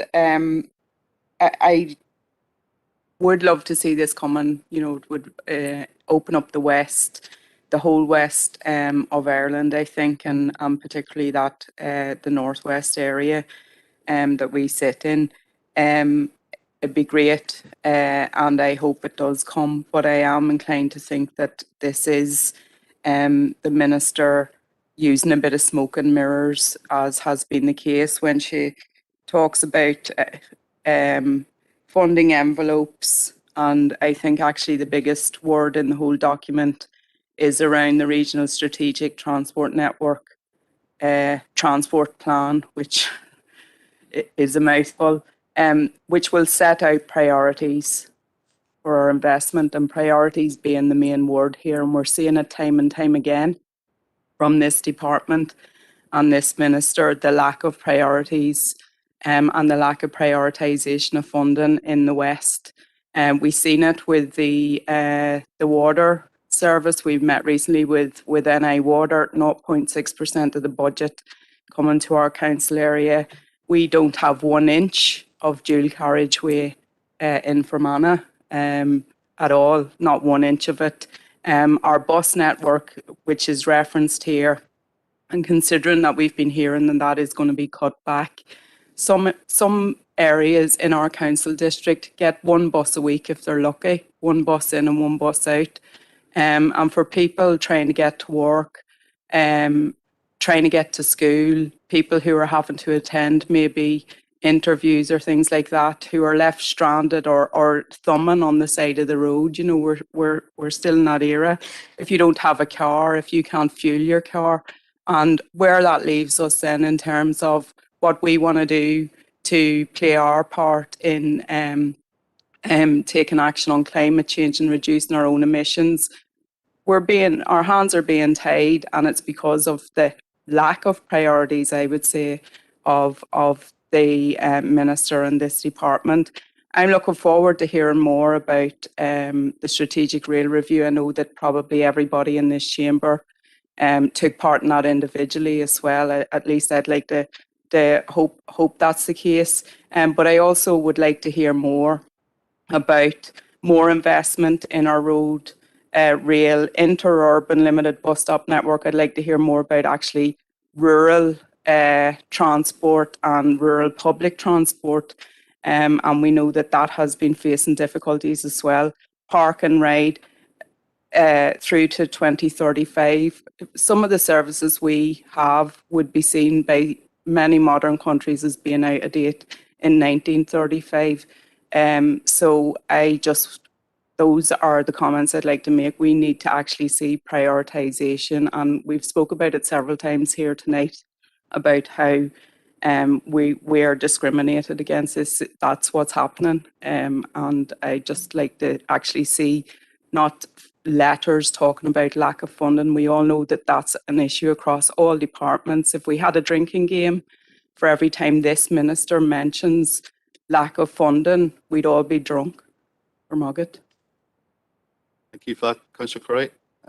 Last speaker in the chamber is Councillor Tommy Maguire. And similar to Bert, I have recollections of the railway when it was about in 1957, and believe I was on it to Bundoran, but I don't recollect. But my family were connected with the railway, as I've spoken to the chair before. Granda was a railway gatehouse man, so I have all the romance and all the fantasies that I can dream about the railway that don't need to be added to by Minister Mallon, because I honestly believe this is a fantasy project. It ticks all the boxes with their environmental ambitions and everything else. But similar to the motorway that was supposed to come to Enniskillen in the 60s, it didn't happen. The A4 was supposed to be improved the whole way to Sligo. It didn't happen. The A5, we heard Councillor Michael Duff's submission earlier about the people there crying out for assistance to get safety on our roads. I would love to see the railways back in Ireland. I'm mindful of the politics that took them away, where there were a clear economic break with the 26 counties. If you look at the map of where the crossings were, and now we're left with one crossing at the Newry Dundalk direction. It was a political move there. I'm sorry to say that I see politics all over this letter. I unfortunately believe it's a fantasy. I certainly not see it in my lifetime, and sadly, Bert, I think me and you will certainly not see it. But I have all the ambition in the world, like the minister, to see it, this project coming to fruition. But similar to the motorway, the A4, the A5, and every other crumb that was thrown to us from Stormont, it hasn't brought any economic benefit to our district. So sadly, I hope it's not a fantasy, but I am quite cynical on this one. Chair. Thank you very much, Councillor Maguire. Now over to WebEx, and please keep your comments succinct because we're past running out of time here. Councillor Bernie Swift. Armagad Cahirlock, and thank Alison for the report. And Alison, I'm acutely aware that many constituents out there were unaware of the deadline on the particular consultation about the rail network. And I'm encouraged to hear you saying that there will be many opportunities for people to feed in to this consultation process. I shared the entire detail on Facebook, on social media, and I was pleasantly surprised to see and hear all of the interest, indeed, from my immigrant friends in New York City, who would be delighted to see an all-Ireland rail network when they get off the plane and be able to go spinning all around the place. As other councillors have said, I feel very strongly about an enhanced transport network, because I too want to see the reopening of many of the railway lines that have been closed in, I suppose, the late 20th century. But we do need to see an extensive expansion of the all-Ireland rail network, and I'd like to see that in the coming decades. Now, I know Tommy and Bert have said they mightn't see it in their lifetime. I'd like to see it. Like, I would see it in mine. I've got a couple more years on you, babe, as the old song says. But all joking aside, the failure by government to develop an integrated all-Ireland transport policy has been and continues to be a serious inhibitor of our regional economic development, along with everything else. We're chronically underfunded. It's been mentioned here all night about the rural West being always forgotten on every single aspect of and category that impacts us. So we suffer gridlock. It's a major problem in our village towns, in our bigger towns. And again, loads of other money has been poured into everything that isn't cost benefit to us. So I believe that the public transport, this rail network, should be a priority. and it should be committed to working for an all-Ireland transport system that we can all avail of, and that cars would no longer be a luxury for us, that we can meet and greet our friends and go railroading all around Ireland and have a great old time. Those links and Western rail corridors serving Donegal, Derry to Dublin, the Railwink, and as far away as West Cork, all has to happen and happen ASAP. And if anything can be done about, when we are, as a council, indeed making all of these responses and representations, that can be shared indeed publicly to ensure our citizens out there that we don't believe that it should be a pipe dream, that we want it and we demand it as a necessity for every economic reason and social reason. Okay? Thank you. Next up, Councillor McAleer, now bring your comments to be succinct, please, via WebEx. Just delayed getting in with this unmute button, Chair. No, I've I suppose 2 very short points to make. I'd like Councillor Coffey, I would give a guarded welcome to the review and to the response that we've got.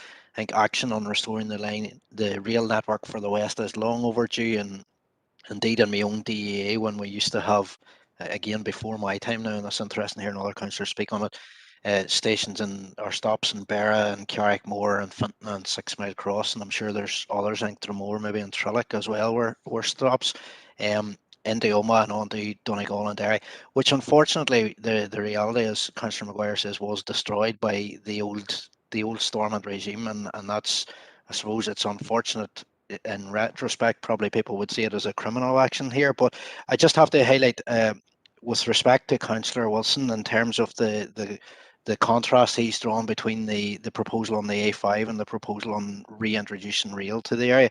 They are 2 very different proposals, I think, and the option of environmental and financial savings and the operational cost of rail shouldn't be underestimated. And I think it's just hugely important that, as other councillors said, we aim for as much as we can get. We've seen so far we have got very little to date, so we'll keep aiming for the stars anyway. Thank you, Chair. Thank you. Councillor Green, likewise, please be succinct. As always, Chair. I remember a motion being brought through this council a few years ago, I believe by the Chair's own party, and I remember being very sceptical about it. It was in relation to a bridge from Scotland, and lo and behold, Boris, I'll not say what, but Boris was promoting this, and some people actually believed that it was a possibility. Now, there was 300 when it was all said and done, a figure of £335 billion came back for it, and Boris said, you know what, maybe it's a wee bit expensive. Now, I think a third of that, or maybe a fifth of that, would reinstate the railways where we want them all reconnected. So possibly, if we ask Boris, and he's in a wee bit of trouble now, and he might be more susceptible to try and be the nice guy, maybe if we asked him, maybe he'd throw us a third of that, or even a fifth of that, or even a tenth of it. And the other one, Trident, has been renewed now, £205 billion at least. I am after Googling it there, at least, for a submarine system with nuclear bombs to destroy the world. And we cannot get funding for the railways to try and help to save the planet, to help cut carbon emissions and everything like that. No money for that, but money for Trident submarines. No problem with it. And so I would propose that we actually write to Boris and actually point them things out to him, and tell him that his government, and through his Stormont subservience, it was them that cut the railways, and could actually reinstate them, that the people of Ireland would be really appreciative of that. And can I then get serious now and actually make a prediction? See if, and it's a big if, these railways are ever reinstated, I will predict that Fermanagh will be the one county that will be excluded again, because Fermanagh is always a county that's excluded in everything, and that's my prediction again. I actually seen a map of a proposed new railway for west of the Ban, and it ran the king of almost on the outer border of Fermanagh, and actually excluded Fermanagh out of it. I actually couldn't believe it. So that's my couple of comments on it anyway. So you're actually making a proposal there, Councillor Green, to write to the Prime Minister?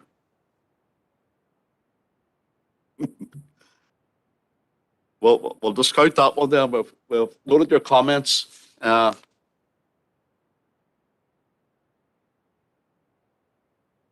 Councillor Green? Councillor Green? Thank you, Chair. I was muted straight away there, so I couldn't answer you. Is this a serious proposal to write? Yeah, absolutely, absolutely. You'd never know the Paris what he's capable of doing. So at any one time, so we may as well go for it. There's as good a chance of that as what we're talking about. Okay, have we got a seconder for that proposal? Councillor Paul Blake. I take it we're all agreed on that one. Okay. Okay, the last two speakers on this are Councillor John McCloughy and then followed by Councillor Chris McCaffrey, and that's it. No more speakers after that. Councillor McCloughy via WebEx.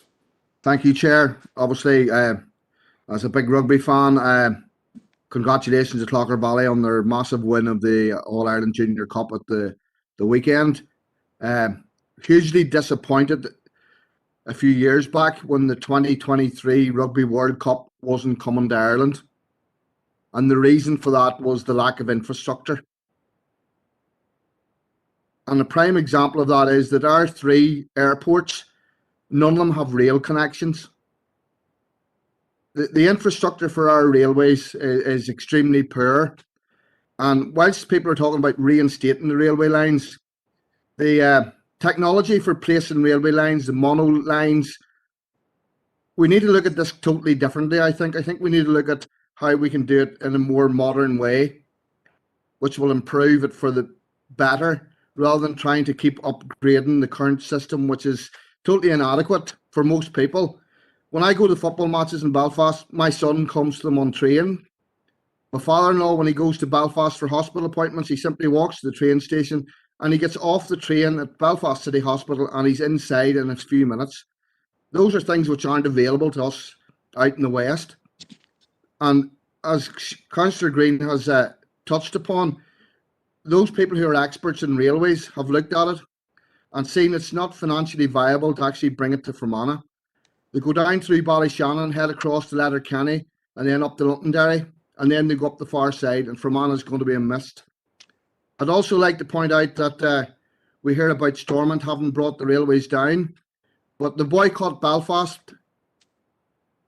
in almost 100 years ago was a major thing as well. It stopped anything going across the border, and obviously if there was no money to be made, the trains were taken off. So thank you, Chair. Thank you, Councillor McCloughy. And last speaker is Councillor Chris McCaffrey. And then the Chief Executive's coming in for a word. Gurmagad Caherly, well, it's been a very interesting debate. I just wanted to mention one thing. I'm not sure people may be aware of this, but another travesty to do with the abandonment of the railways. In 1914, Fermanagh defeated our neighbours Cavan in the Ulster semi-final, and the Ulster Council nominated Fermanagh to play Wexford in the All-Ireland Senior Football semi-final. But because the train schedules did not allow them to get back for Sunday night, and the Great Northern Railway Company refused to run a special train because they were opposed to sport on Sunday, Fermanagh had to abdicate the responsibility to Monaghan. As it turned out, Monaghan would later go on to defeat Fermanagh in the Ulster Senior Final anyway, but I just wanted to, another travesty that was the abandonment of our railway lines. But in all seriousness, I remember growing up, my grandparents' house in Belcoo, they were on the railway street, and of course the railway line ran through the village. And on the mantelpiece in my grandparents' house was one of the signs of the Great Northern Way. I can still remember GNR, Great Northern Railway, and it was a safety notice, I believe, from that particular station in Belcoo. So it is an absolute travesty that, you know, Fermanagh and indeed Tyrone were deliberately and systematically underfunded and services taken away. I can point to all sorts of directions with that. You can go to even the Irish-speaking communities and parts in Greencastle where there was a tribe in Gaeltacht. You can point the finger in lots of other sectors where the government simply chose to abandon our people. But, you know, lo and behold, we're here now in the 21st century, and it still is the case that unfortunately the scraps on the plate, even Fermanagh doesn't seem to get the scraps on the plate anymore. So just to make those comments. And Councillor Green's proposal may make interesting reading for whoever the Prime Minister will be, but perhaps bars at the moment on his visit to Ukraine. But again, I'll just leave it there, Chair. Thank you. Gormagat. Thank you. And the very last speaker in this is Councillor Alex Baird. Thank you very much, Chair. Are you receiving me loud and clear? We're receiving you anyway. Come on ahead. Right. I must admit, I have been reticent to speak on this issue in the past. I have spoken at an ICBAN, and I must admit, just as there's a certain amount of cynicism, maybe it's realism creeping in as to whether or not the railways will be a I am old enough, like Bert, to have travelled on the train from Coal Island to Port Rush and to Bangor. It was a great way of travelling. I've travelled from Coleraine to Belfast on the existing system. But to think that we're going to get a rail system established in the 21st century is complete pie in the sky. The cost factor would be prohibitive. We haven't the money to create a road system that's acceptable. So how are we going to get the money for a rail system? Freight is just not there, because if you're producing a product, you have to bring it from the factory in a lorry to the train station, then have a lorry at the far side to collect it. So it's interesting, some of the speakers tonight, the way the views ameliorating.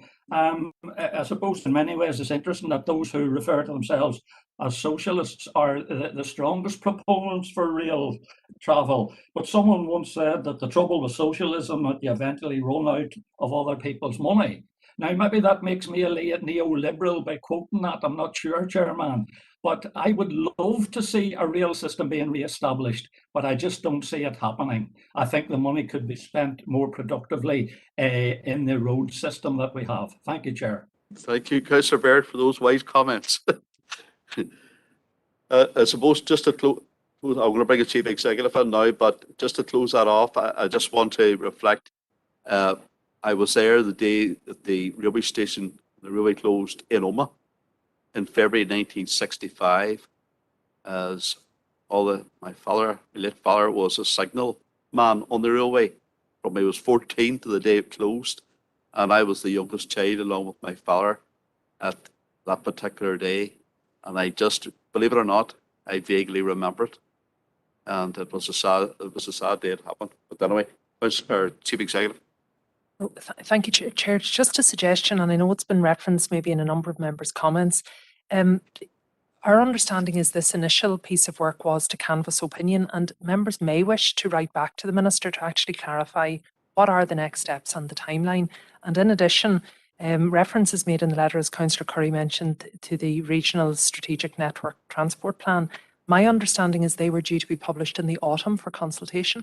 We're obviously running out of time in the context of the current mandate, and again, it would be useful, I'd say, for the Council to get a formal update as to the timescale for the publication and the associated consultation on those plans. Okay, very quickly, Councillor Curry, Chamber. Margaret Carley, I'd just like to make that a formal proposal, please, Chair. Thank you, Alison, for that. And we got a seconder, Councillor Anthony Feely. We were all agreed. So you have had two proposals there, and we're all agreed. And the correspondence has been noted as well. Okay. Bear in mind, folks, it's 10 to 9, and we're still matters of reason. And we're going to move swiftly through this. Pardon the pun there, Councillor Swift. We're still on page 12. Page 13. Chief Executive.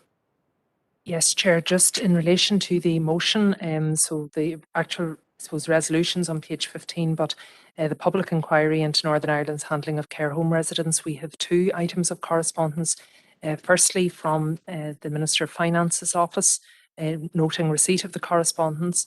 And secondly, we have just received a response from the Minister of Health later this evening, this evening, just before the meeting. In that correspondence, Chair, the Minister advises that as the Prime Minister has made a statement regarding an independent UK-wide public inquiry, he considers it's inappropriate at this point for a designated inquiry for Northern Ireland. And he suggests in the closing paragraph that that's something that could be considered on completion of the UK-wide public inquiry. Okay, thanks for that, Chief Executive. So can we have a proposer to note those pieces of correspondence? Councillor Robinson, seconded by Councillor Blake. And okay, comments are going to be very succinct on this matter. So we're moving on. Yeah, thank you, Chair. Yeah, this correspondence from the Minister is really hiding behind the broken shield that's put that way of the Prime Minister's so-called public inquiry into this. Obviously, we need to have some level of accountability in Stormont. And I just would like to highlight quickly that there is now a judicial review, as reported in the Belfast Telegraph, has been taken. But our position is very strong in demanding a public inquiry, democratic accountability from the Stormont Minister who has presided over this policy. Thank you, Chair. Thank you, Councillor Coffey. And now moving on to WebEx, and we have Councillor Dr. Josephine Dehit. Thank you, Chair, and thank you, Alison, for your report and the update on the correspondence from Minister Swan. Chair, I'm very proud of the position that this council has taken, and I feel that Minister Swan should support the Commissioner for Older People, who himself has called for this public inquiry, because it's important to recognise where mistakes were made and how those mistakes can be prevented occurring in the future. In respect of the correspondence from the Minister of Finance, I find this deeply disappointing. We can barely call it correspondence. It's not a letter. It's not a letter from the Minister. It's a letter, it's an email, a very brief email from the private office. And I find that fundamentally disrespectful to this council and also disrespectful to Mr. Lynch, the Commissioner for Older People. I don't want to rehearse the arguments of the motion, Chair, but this council proposed that motion in sincerity and out of concern for our older population.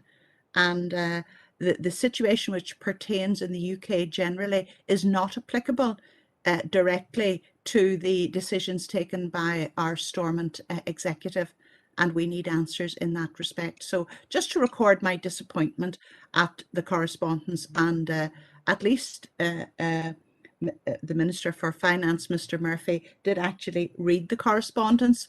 We haven't had any update from other executive ministers other than Minister Swan and Minister Murphy. So just to note my disappointment, Chair. Thank you. Thank you, Councillor Dehan. Last speaker on this issue is Councillor Emmett McAleer. Please be succinct. Thank you, Chair. Yeah, and it will be. I would agree with the comments made by Councillor Dehan and Councillor O'Coffey, and just to note that we requested that all ministers, all executive ministers, supported the council's call for a public inquiry into the matter, and that the council trusts you will give this issue due consideration, and we look forward to receiving your response to get, as Councillor Dehan rightly says, a response from the minister's private office and a very unsatisfactory response, really confirming by his silence that he doesn't support the public inquiry is hugely disappointing.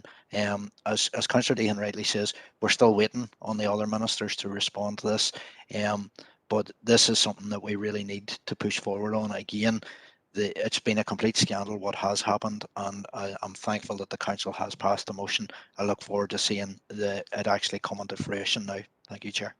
Thank you, and allow no more speakers. Take your hand down, please. Councillor Keenan. You. Councillor Curry, very quickly. Block Councillor Keenan there, but I'm going to let you in. Just on an AT matter, Chair, I'm not sure if it's been raised in the chat, but can AT contact your Glenn Campbell? He's Okay. having issues. Thank you for that. Okay, moving on to still on page 12, page 13, page 14, page 15, Chief Executive. Thank you, Chair. Page 15, we've had a response from the Acting Divisional Roads Manager just in relation to two matters raised at the last council meeting. So this relates to items 21.1 and 21.5 on the minutes, Chair. Firstly, the speed limit at McClintock Primary School, Seskinore. And as you can see from the correspondence, new temporary counters are in place and really a retesting of the appropriateness of the road will now be undertaken by road service officials.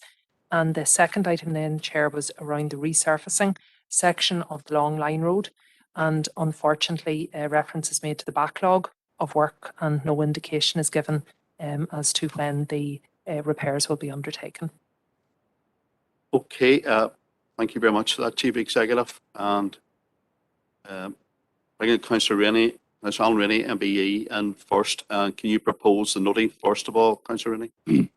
I'll be happy to propose the noting, Chair. Yeah, thank you.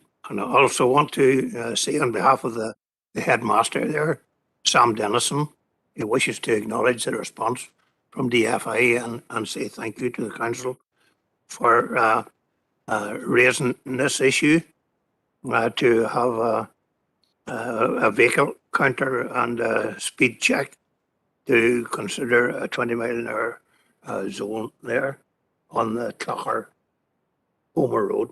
So that's to be welcome. Of course, we'll keep our eye on it to see what the response is. And as for the long line, it'll be really, really welcome when it comes. Thank you very much, Councillor Rennie, and the note is proposed the noting. Councillor Paul Robinson in the chamber. Second, the noting.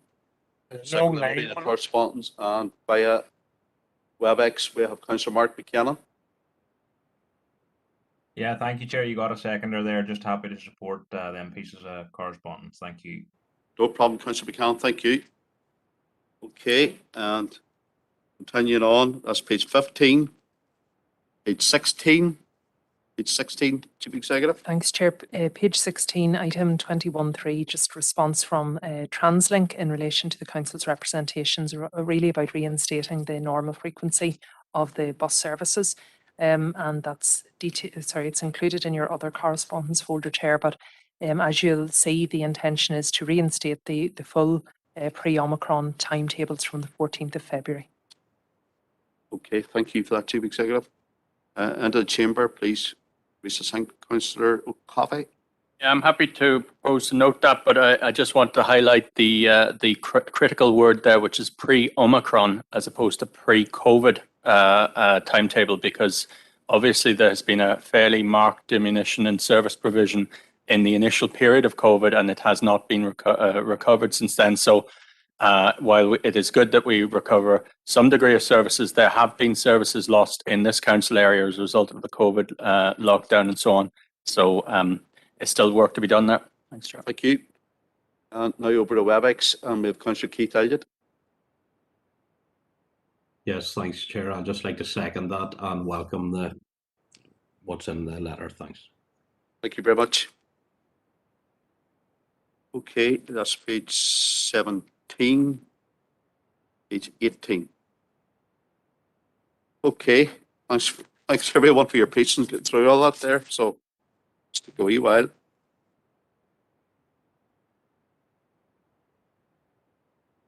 Okay, on now to item 5, and is to confirm the minutes of Environmental Services Committee meeting held on the 12th of January 2022, and it's paper B for accuracy.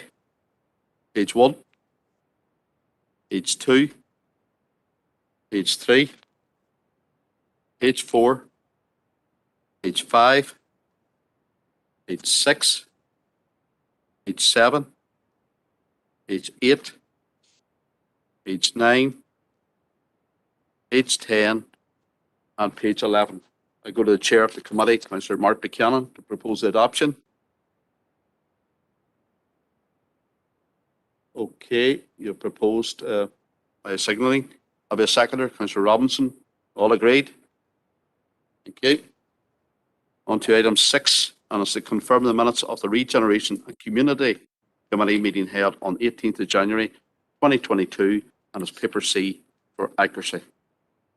Page 1, page 2, page 3, page 4, page 5, page 6, page 7, page 8, page 9, page 10, page 11, page 12, page 13, page 14, page 15, page 16, page 17, page 18, and page 19. And I will go to the chair of the committee, Councillor Victor Warnington, to propose the adoption. Proposed by Councillor Warnington, seconded by Councillor Robert Irvine, and agreed. Thank you. On to item 7, and it's to confirm the minutes of the Policy and Resources Committee meeting held on the 19th of January 2022, and it's paper D for accuracy. Page 1, page 2, page 3, page 4, page 5, page 6, page 7, page 8, page 9, page 10, page 11, and page 12.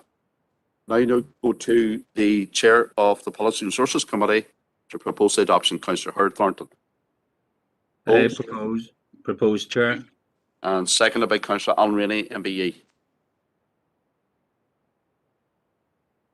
Okay, we're now on to item 8, and that is correspondence, and it's on to 8.1. And this correspondence, please bear in mind, councillors, is for noting. So, and please bear in mind, we have actually 55 minutes left of this meeting. So, 8.1 is to note correspondence dated the 14th of January 2022 from the Department for Communities regarding the motion raising energy costs. And we have Councillor coming in from the chamber. We have Mr. Robert Irving. Thank you, Chair. Happy to propose noting the correspondence. Thank you. Seconder. Councillor Paul Robinson. Second. Happy to second. Thank you. No other speakers? We're all agreed. Thank you. 8.2 is to note correspondence dated the 19th of January 2022 from the Department of Justice regarding a new inquest into the killing of Michael Leonard. Okay. Proposed and seconded for noting. Okay, it's right. Well, Councillor Irvine's proposed the note. Have a seconder for noting. Councillor Bert Wilson, seconded. And coming on via WebEx is Councillor Bernice Swift. Yeah, Gurmag is here, look, and I could have proposed her second, but anyway, just in response to this, and everyone will be aware of the most recent report by the Police Ombudsman, a self-censored report, where it actually describes collusive behaviour and collusive activity by the Crown Forces, which is similar to the Michael Leonard case. But it was particularly focusing on murders of 19 civilians in the Northwest. But I suppose my point is, while that's not relevant to us, our jurisdiction, our super council, but again, it is relevant in that there was a systematic approach made and reports and Truth and Justice still remained outstanding. That particular report was laced with deliberate omissions and euphemisms and all of that, written in the sort of dry language that plays down the gravity of the issues for families and people who still pursue truth and justice. But there were incriminating findings, and again, it's outstanding still in the Michael Leonard case, along with all the families who still pursue truth and justice. And you know that I do always speak on behalf of all victims. Whilst the families in that particular ombudsman case felt vindicated in their long campaign for pursuit of truth and justice, there's little faith now left that other cases, such as the Michael Leonard case, will lead to prosecutions against Crown forces who worked in such collusive behaviour. And I just want to reiterate and restate, and I think it was Councillor Barry McNally at the time brought forward a motion to the Council, which was unanimously supported, about the pursuit of investigations. And again, the Stormont House Agreement, why are they still not up and running? There's again deliberate failings in regard to have that as a real thing to help all the victims of the conflict. And again, I would restate that probably an independent international truth commission is really what victims and how victims will obtain their truth and justice. Garmagat Kerlag. Thank you, Councillor Swift. And now into the chamber, and it's all the speakers we're going to have on this, and it's Councillor Siobhan Curry. Yes, Garmagat Kerlag. Just in response to the letter, and just noting that we did have previous responses from the people, some of the people who the motion that had brought on this had came back, and this was a letter that we had written to the Minister for Justice after the police ombudsman had indicated that whilst they did have it on a list for investigation, just funding, they didn't have the resources maybe to see that. And I appreciate that the Minister is saying that additional funding has been provided to the Ombudsman's office. I guess just as with all of the outstanding legacy investigations and how they are being dealt with and how they are being underfunded, we'll see how much more is provided. And I don't think any of us here under any illusions, we're all, I think, united right across the chamber in the way that victims are being treated here by the British government. So I would just propose to note this. I take it on the face value of the Minister, but it doesn't leave us any further on. I will note, though, that in the last correspondence we had around it, that perhaps there was an indication that the Attorney General was looking to reopen the inquest. So that's it, just to propose to note, Chair. Yes. Thank you, Councillor Curry. It's been ready proposed to note it and seconded. So thank you for your comment. Definitely last speaker, a wee bit of balance here, and it's Councillor Bert Wilson. Yes, Chair. I would agree, yes, that all families, in a matter of what section of the community that they come from, needs to know as to what happened to their loved ones and ones that they have been they're still thinking of over the years. Like when we look at T-Ban, workers coming home from their work, not annoying anybody, taken out of a van and moored on the side of the road. The Enniskillen bomb, the Oma bomb, where there's 29 people who went to do days shopping, and one of them actually expecting twins as well.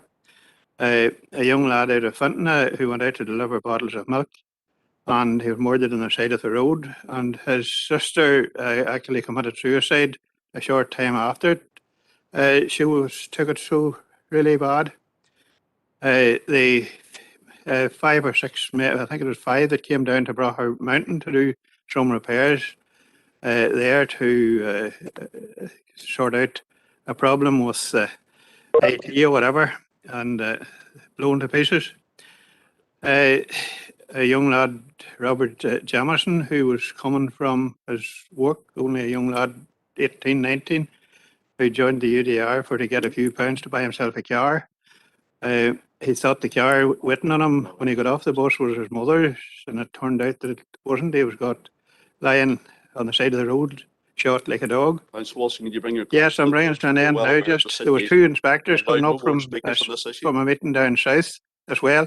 But when we count and look at that, there's a lot of families out there who have sad homes, and I would believe that all these should be looked into, and just not one section or one part of them.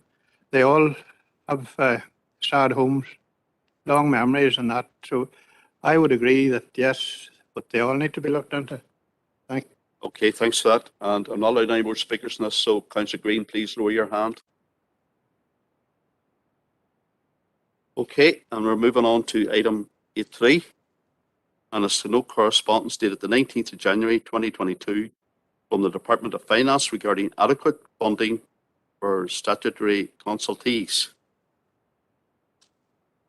Proposer and seconder a note. Yeah. Proposed by Councillor Tommy Maguire, a note. The seconder for noting, Mr. Robert Irvine. Okay, there's two councillors outside via WebEx. One now, and we'll allow that one in, and it's Councillor Emmett McAleer. Thank you, Chair. No, just to, I suppose, first of all, take issue with, again, the response that's been given here, where we had highlighted the failings of a number of statutory agencies, and most notably the, as recently highlighted in the Spotlight programme, the incompetent NIEA system. The letter that's come back then accuses and labels the council of failing in their obligations. So there's obviously been a complete misunderstanding or lack of understanding of what was actually being requested there. I think we have to note this morning with the report on the planning system that the planning system here is failing to deliver. But and although it must be administratively efficient, as one professor at Queen's noted this morning, that we also need to focus on the critical things that it can and currently isn't delivering, and those things include affordable housing, environmental protection, and long-term stewardship of scarce resources. And I think we had made proposals previously to the review into the planning appeals or the planning legislation review. We'd hoped to, or I'd hoped to anyway, look at bringing forward a more balanced planning, because obviously it's completely skewed towards developers at present, and local communities don't have the right to reply, or a third right to reply, so a third person right to reply. So I think there's a lot of improvements need to be made, but I think to lay the blame, as this letter does, at the foot of the failures of the council, or the council failing their obligations, I would just take issue with that, Chair. So just to put that on record. Thank you. Thank you. The very last speaker on this is Councillor Howard Thornton. No more speakers after that. Go ahead. Thank you, Chair. And obviously it's been noted. The failings on the council are on the statistics and the performance and targets. And that I highlighted in the motion I took, which this is the response to. So perhaps Councillor McAleer's comments, it does reflect us in the fact that we fail because they fail, and our statutory obligations. So it's just to make that point clear, Chair. Thank you. Thank you, Councillor Thornton. Okay, noted. Okay, on to item 8.4, as to consider correspondence dated the 21st of January 2022 from the Irish League of Credit Unions requesting an informal meeting. We'll go to the chamber here, and first of all, you're going to propose the note there as well, Councillor McIlduff? Yes, indeed, Chair. Yeah, happy to propose the note. Yep. And are you proposing that we're going to have this meeting? Can I make a proposal that we do take this opportunity to engage with the Irish League of Credit Unions, that we do as a council have an informal meeting with them, because they want to communicate to us their current and future priorities and how they can help combat poverty, combat financial exclusion. And I think we all appreciate the credit union movement. It's at the heart of our local communities. It employs local people, provides essential service, is volunteer-led. As you declare an interest, like I'm sure most that you're a member of the credit union, Chairman McGurk Credit Union in my case, but I spoke to OMA Credit Union people today, and I was advised that their membership is currently around 16,000 now, and they want to do more. you know, they want to be able to play an even greater part in our community. So I think we need to allow them, empower them, and resource the credit union movement to do more. And especially recently, when we saw, for example, benefits that were previously paid into post office card accounts, the end of that system. You know, we need greater accessibility for people accessing benefits previously via the post office, hopefully, you know, increasingly via the credit union, if that's not going to be reversed. So I think you get me drift, Chair.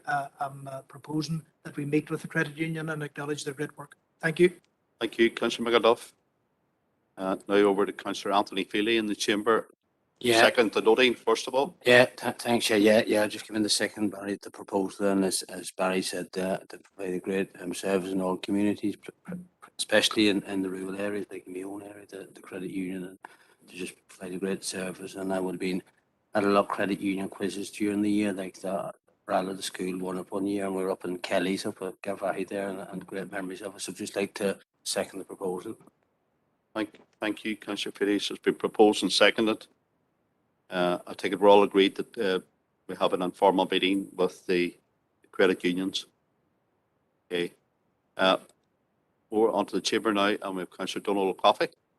Yeah, thanks, Chair. Obviously this is a positive correspondence. We should explore this. I think the thing to note now, some may term it economic illiteracy, but I think it's very important to see the opportunities that exist for deficit financed investment, but also to lever resources that do exist. And I think that of consequence there is the total assets of the Irish Credit Union movement is 19 billion euros as of the last count. So that's a colossal amount of money that could make quite a significant investment if it was leveraged in a positive way.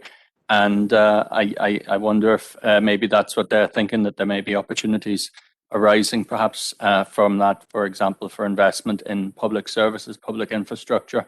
We could make a connection there. Thank you, Chair. Thank you, Councillor Coffey. Now we're going on to WebEx.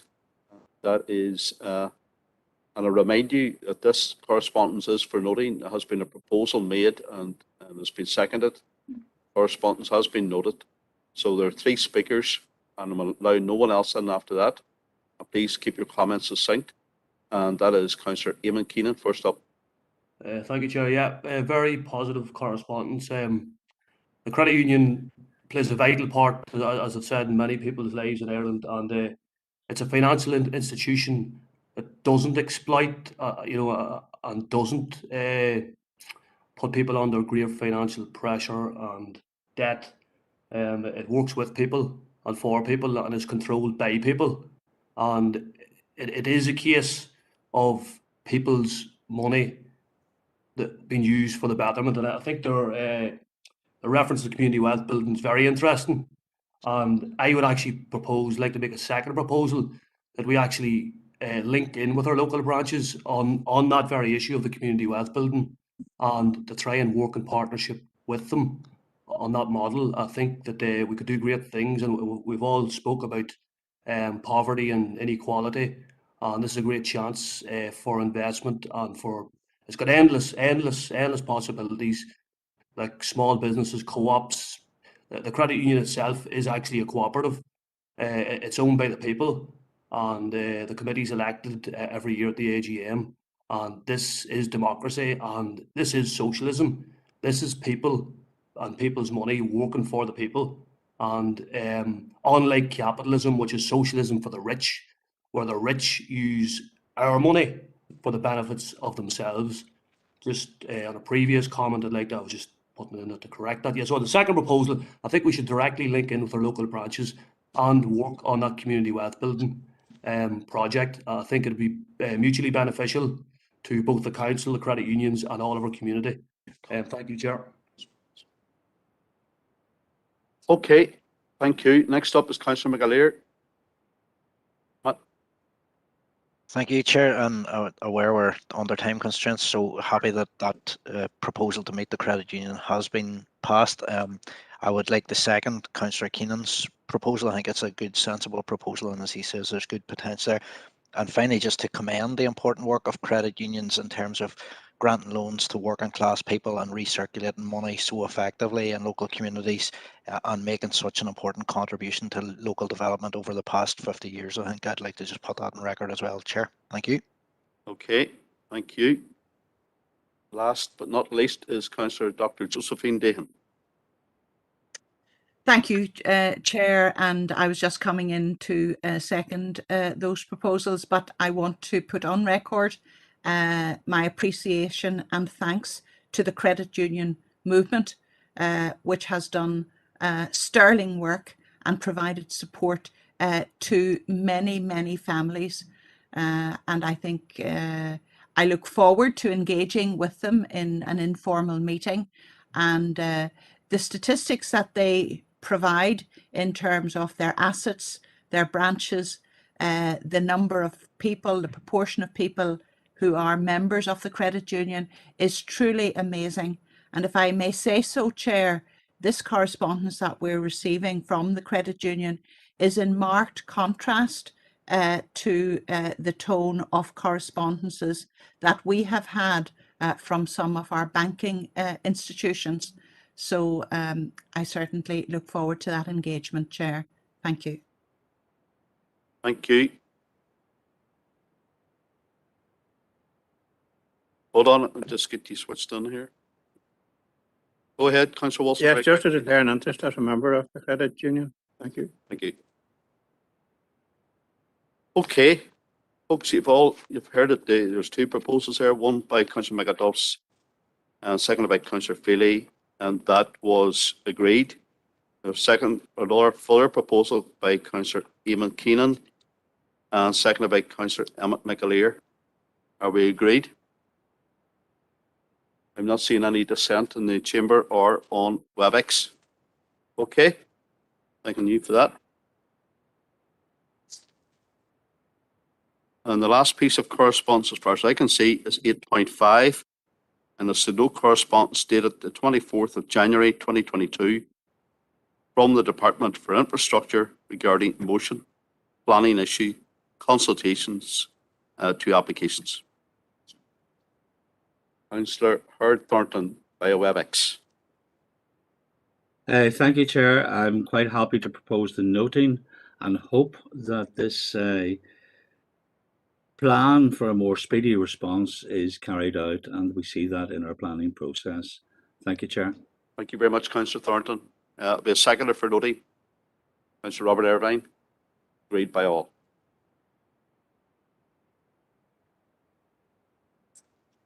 Okay, just bring in Chief Executive here.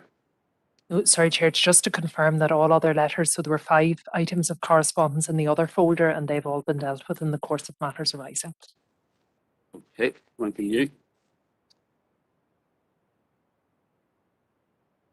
Okay, we're now moving on.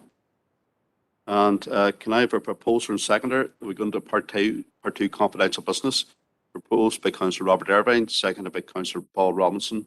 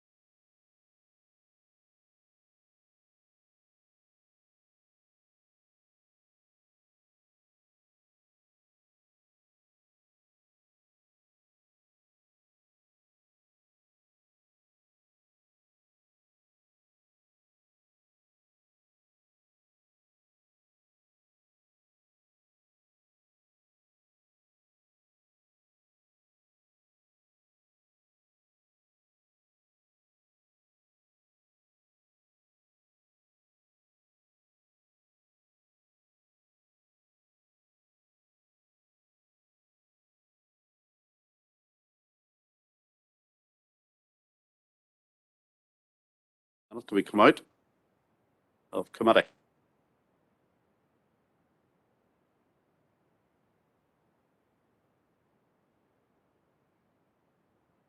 Thank you, Lauren. Okay, now going to bring the Chief Executive in to give a resume of what happened in Western Committee.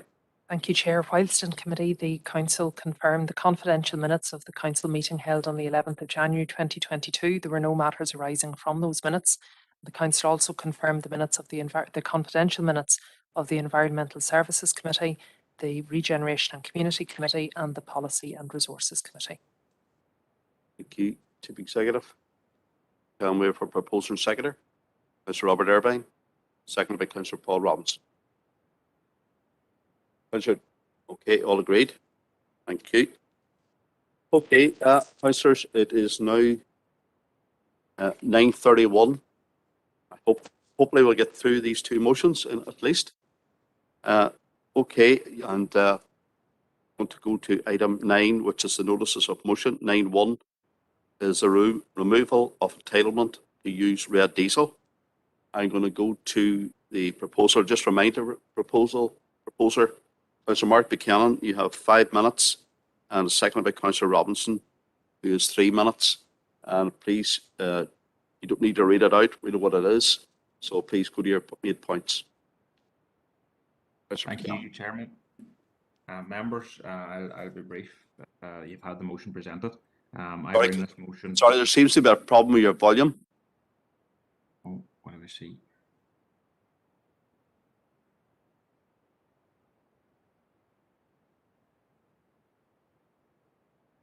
What about now, Chair? Can you hear me? Yeah, you're coming in now. Yeah, go ahead. Sorry, I'm not sure what was wrong there. Yeah, I'll not take too long, members. The motion has been presented. I have been contacted by members of the community about this motion. It's caused a lot of concern. At the budget 2020, the government announced that it was removing the entitlement to use red diesel from most sectors, and this will come into effect on the 1st of April 2022. The new law on red diesel states that businesses in the construction industry will no longer be able to use red diesel from this date for most purposes. It will no longer be legal to use red diesel for non-road mobile machinery such as bulldozers and cranes to power generators on construction sites. Quarrying prices are due to soar to an all-time high with this change. The latest government insolvency data shows that between August and October 21, almost 800 construction firms across the UK went bust, and this is up by a fifth compared to the previous 3 months. Yet despite these business figures, the government is intent on pushing this industry over the edge with an end of the rebate for red diesel. Such significant change in taxation, the economic climate and context within the industry is key, yet this change has been pursued at a time when construction companies are under unprecedented pressures. The cost to the construction industry of this policy is estimated to be between 20 and 25 million, and this will be passed directly on to private home builders, driving up house prices which are already beyond the means of many first-time buyers and families. Whilst agriculture has been considered an exemption generally from the proposed red diesel rebate rule changes, there will still be wider ramifications across the economy, and it simply isn't a good time to be changing the rules on fuel rebates. The obvious reason being that we are coming out of a worldwide pandemic that has massive implications, not only on health but also on the economy. The wider economic implications, of course, will be felt on other sectors who have enjoyed the capacity of using lower cost red diesel and machinery, such as diggers and dumpers on construction sites. This will have an impact, and at a time when construction material costs are very, very expensive. This simply must be paused and an urgent rethink on the real concerning ramifications of the changes. I urge the members to support the motion. Thank you, Chair. Thank you very much, Councillor Buchanan. And now over to the seconder for the motion, and it's Councillor Paul Robinson. Thank you, Chair. I second the motion brought forward by Councillor Buchanan, as this has a big impact on our community in Fermanagh and Omagh. The impact on farming, with the quarry having to put up their prices due to heavy having to use white diesel. The transport refrigeration goods also, the fridge is running red diesel. It'll put the price of food up as well. The price of red diesel at the minute is 70p, and you go to white diesel, it's 140. So it's double the price. They're going to have to, and this will be passed on to the housewife at the end of the day. And also, chapter runs on power matches, which is run for charity, will have a big effect because they'll not have to use red diesel for this, and they'll have to flush out their tanks, so they're going to have a chapter run for charity, and they'll have to use white diesel on it. So I'll second the motion. Thank you. Hope we can get support of the rest of the members. Thank you, Councillor Robinson.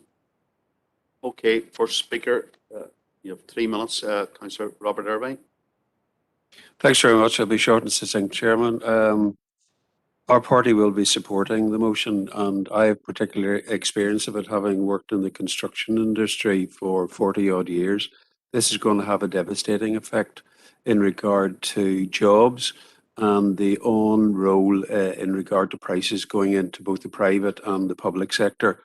We are coming out of a pandemic, as the previous speakers have said, and costs, particularly in the construction industry, are affected by worldwide distribution. This is going to be another nail that's going to go into the coffin, and it's going to have a knock-on effect. A side effect of this, and I'm not sure whether the government understand it, this may mean turning to the illegal side, the laundering of diesel. And there could be a knock-on in regard to the revenue stream. If Treasury is hoping to actually increase the revenue stream going into the coffers, I think they need to look at this in the bigger picture, because this could increase the type of illegal activity that goes on. And not only is there a loss of revenue because of the illegal stream, but there's also the danger of the pollutants going into the environment. And that can only have an effect. So yes, we support the motion, and I think it really needs to actually have a rethink. That's the government. Thank you very much indeed, Chair. Thank you very much, Councillor Irvine. Next up in the chamber is Councillor Donald Coffey. Yeah, thanks, Chair. I think if this was a genuine attempt by the UK government to actually reduce consumption of diesel, then that would be one thing. But this seems to me more likely to be just another tax on potentially employment and also economic activity. It's probably quite a retrograde way to do it as well, although I have very little sympathy for the larger employers.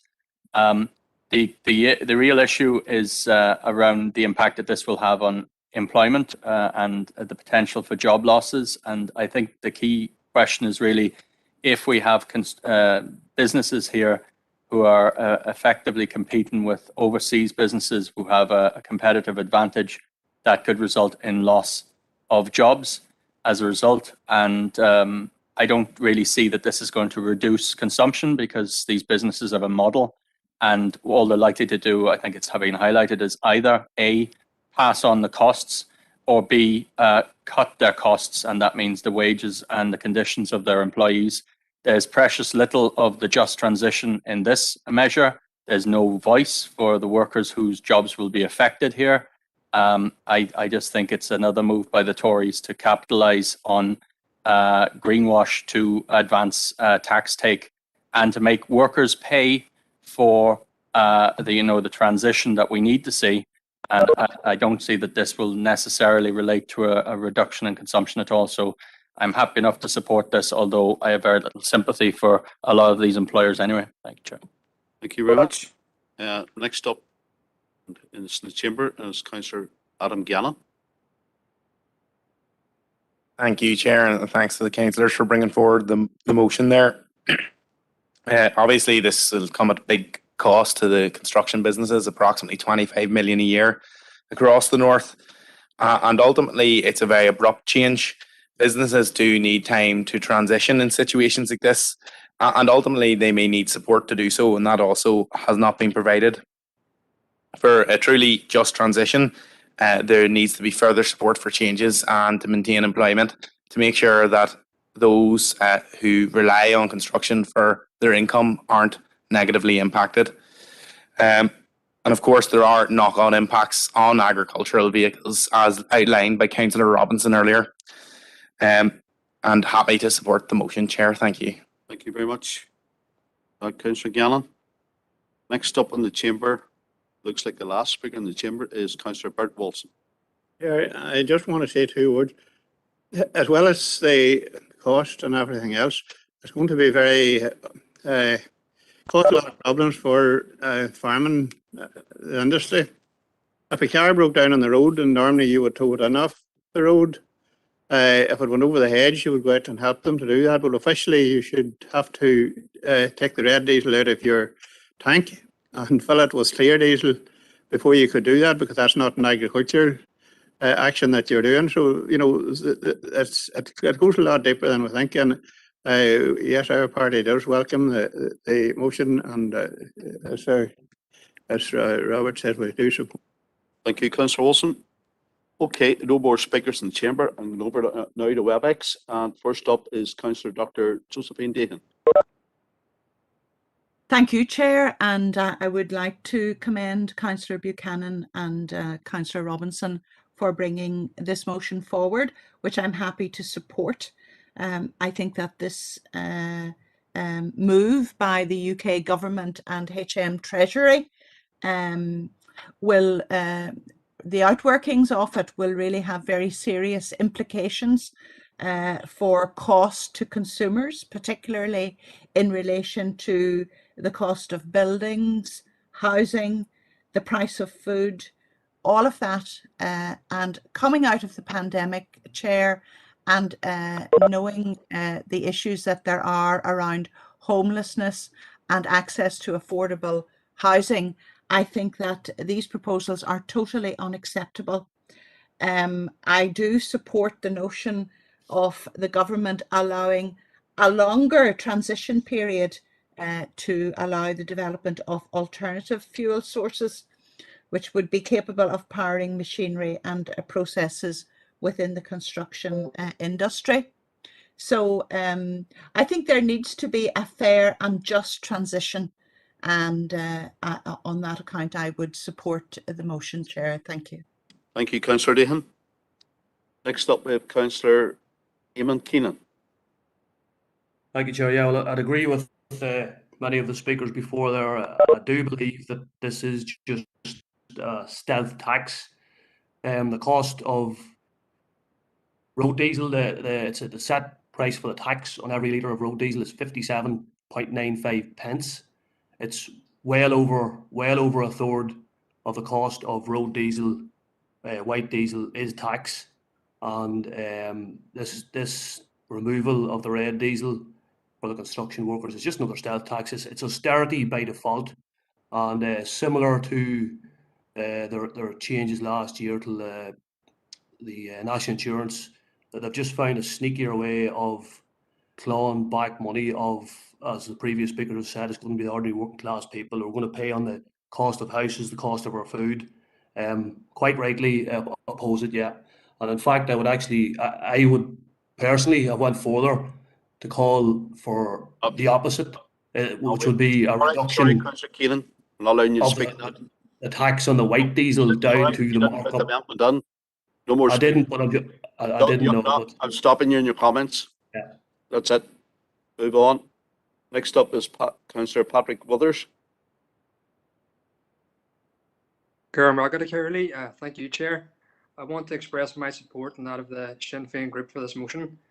The removal to the entitlement to use the red diesel by the British government will be a further blow to many businesses, particularly those in the manufacturing and construction sectors, businesses who are already struggling with increased costs of materials and soaring energy prices.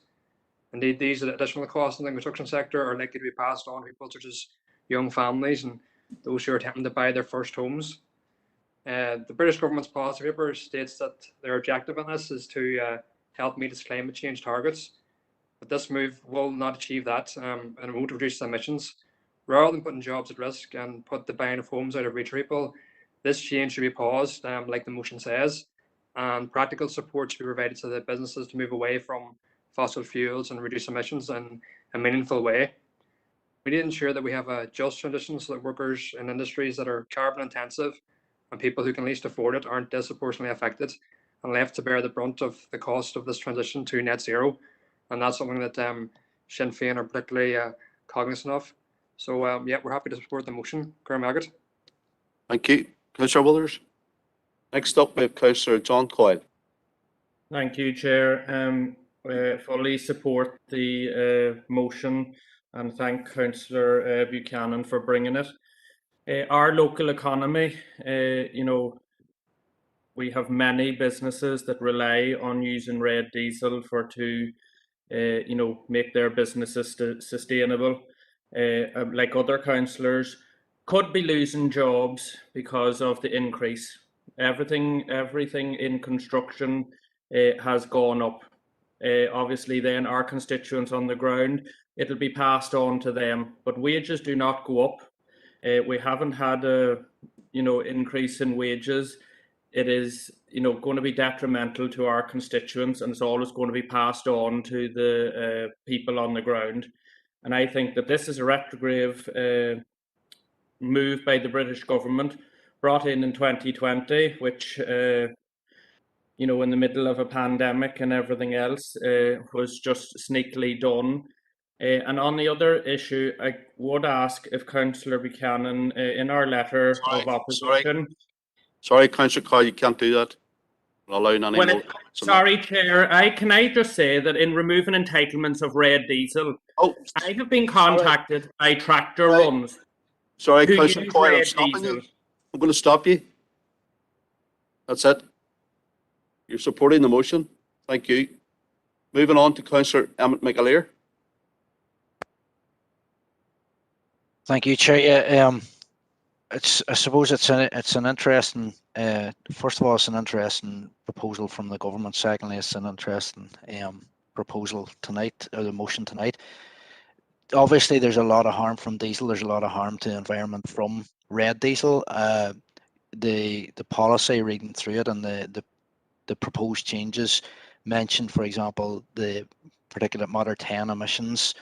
They mention, and I think the proposer there referenced that red diesel is used to power drills for oil extraction.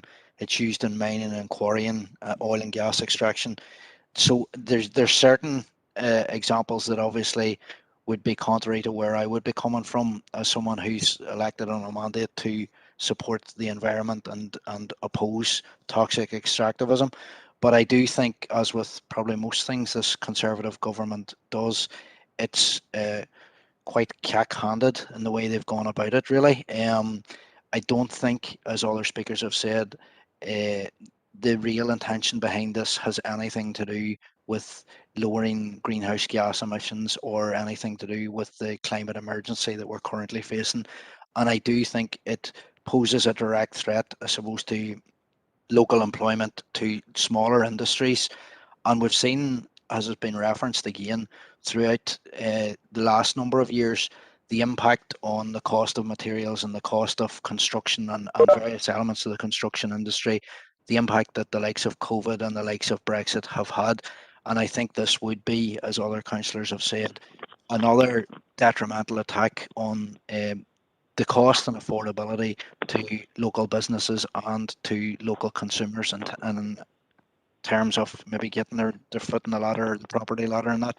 So I think weighing the balance of the evening up, or weighing the balance of the argument up, I'm going to have to support this particular proposal, albeit with some serious reservations about the intent of it. Thank you, Chair. Thank you, Councillor McAleer. Before I bring Councillor Green in, can we establish who is call-in user 2? Call-in user 2, please identify yourself.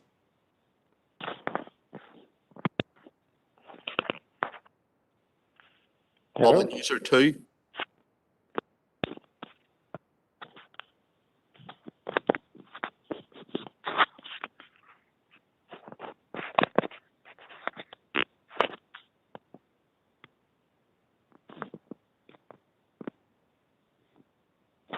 Call-in user 2, one last chance to identify yourself.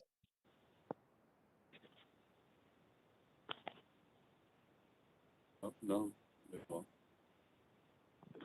It's probably Councillor Sean Clark, I would imagine. But We'll try and move on here. Last speaker on this issue is Councillor Seamus Green via WebEx. Thank you, Chair. Yes, I would wholeheartedly support this this motion. And unlike the previous councillor, I do not doubt the sincerity of it. I think this once again is an attack on our rural way of life, tractor runs that are run for charity, all sorts of things, as in home building, rural houses, the prices will go up. It's just another money grab from the British Exchequer, and it's just shocking, and I totally and utterly support the motion, and I think it's a disgrace what the Tory government is trying to get away with, and is getting away with. And we see it from this, we see it from the way gas prices, oil prices, everything, inflation has gone up. And then when it comes to wages, they're talking about 1% or 1.5%. It's an absolute disgrace what's going on. So I fully support the motion. Thank you, Councillor Green. Appreciate it. Just before we go back to Councillor Buchanan, I'm going to bring in the Chief Executive. Chair, thank you. It's really just to note that members will be aware the council also is a beneficiary in terms of red diesel, so it would also have a beneficial impact from our vehicles as well as some of our heating systems, which just to put that on the record, Chair. Thank you very much, Chief Executive. Now go back to the proposer of the motion, Councillor Mark Buchanan, for his summing up. 3 minutes, Councillor Buchanan. Well, thank you, Chair. I'll be very quick. Thank you, members, for your comments and your support for the motion. It's much appreciated, and indeed it is a very important one. And I'd be happy, Chair, if whenever if the Chief Executive, when the letter's drafted, that some of them comments be included around even the council situation and maybe the charity tractor runs as well, if that information can be included as well. Sorry, Councillor Buchanan, it is as is proposed, the motion. Oh, well, that's okay, but if there was any more information, that I'd be happy for that to be included. But thank the members for their support. Thank you, Chair. Thanks, Councillor Buchanan. Okay, it's been proposed and seconded, and all speakers have had their chance. And I just putting it to the floor. I think everyone's agreed, and we're all singing off the same sheet with regard to this one. Thank you. Motion passed. Thank you. Motion's adopted.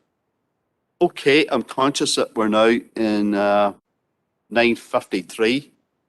I think we can get the second one done, but we'll not by extending our time. But we'll not go there yet. We'll start off, and there's our second motion, and it's 9.2, and it's Mannock, and it's Ulster Union's motion is proposed by Councillor Howard Thornton, seconded by Councillor McLaughlin, supported by Councillors Armstrong, Irvine, and Warnington. And okay, over to Councillor Thornton, and you have 5 minutes, Councillor Thornton. And please don't read the motion; just go straight to it. Okay, thank you, Chair. You can hear me, I take it? Yeah. Yeah, we can. Yeah. Okay, thank you, Chair. The Mannock Group of companies based in Derrylin, County Fermanagh, is one of the largest rural companies we have in this district, and indeed Northern Ireland. It was formerly known as Quinn Industrial Holdings. The company locally directly employs many hundreds of workers, but also employs many hundreds of others indirectly. The company is crucial in providing employment, not only here in this rural district, but also County Cavan and many other locations across the UK and the Republic of Ireland. The company has been steadily growing, thus increasing its workforce and providing great economic benefit and growth, not only to this area, but to many of our constituents and their families. For our communities to flourish socially and economically, it is so important that private businesses and companies can be allowed to flourish effectively. This part of the world needs good employers. Mannock is such a group of companies. The company directors, managers and staff have been subject to constant intimidation, threats and criminal damage for several years. The worst of these criminal activities took place with the abduction and torture of a director, Kevin Lunny, on the 17th of September 2019. I'm sure we are all aware of the inhumanity surrounding the abduction of Mr. Lunny. The gravity of the crime was highlighted recently in the 40-day trial and the successful conviction of 3 men by the non-jury Special Criminal Court in Dublin. After imposing sentences of up to 30 years on the 3 men over their role in the attack, Mr. Justice Tony Hunt, the senior justice, described the attack as calculated savagery. He referred to the convicted trio as being prepared to do very dirty work for the organisers. He went on to say that headline life sentences should be reserved for those that organised, financed, or potentially obtained significant benefits from these crimes.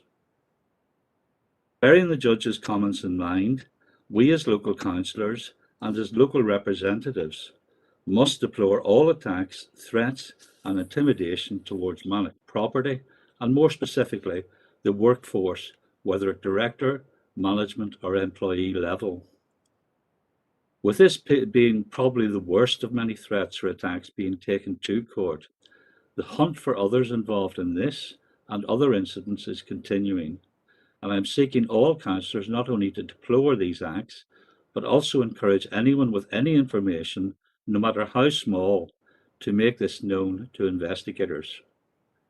Whether this information is provided directly or through the confidential telephone Crime Stoppers is a judgment call for any individual, but the unfettered continuity of this company and economic benefit to us all, without fear or malice to any member of staff, must be strongly supported. Thank you, Chair. Thank you very much, Councillor Thornton. Okay, we'll move on to the sector now, which is Councillor John McCloughery via WebEx. Thank you, Chair. I'm not going to repeat everything. Thank you, Chairman. Sorry, can I go ahead, Chair? Yeah, go ahead. Sorry. Yeah. Thank you, Chair. I'm not going to repeat everything that Councillor Thornton has said. So I'm more than happy to second this motion. And again, as Councillor Thornton said, I would encourage anybody who has information to bring that forward to the relevant authorities, wherever side of the border they want to do that on. It's important that this economic benefactor for that area is supported. It's a filter down effect. When I stuck my head once into an economics class, the lecturers told me that it was like a big cake and it's divided up, spread out, and it goes down, filters down. So every industry in the area is dependent on people being employed and having money to get them. Should that be go to a restaurant, go to a chip shop, get their hair cut, buy furniture, have a new house built, buy a new car. All these are dependent on an employer. Also, the schools in the area are dependent on people staying in the area and working. So it's very important that this company is supported, and I'm more than happy to second this motion. Thank you, Councillor McCloughery. Right, other speakers, and you have 3 minutes, and that is the first one is in the chambers, Councillor Paul Blake.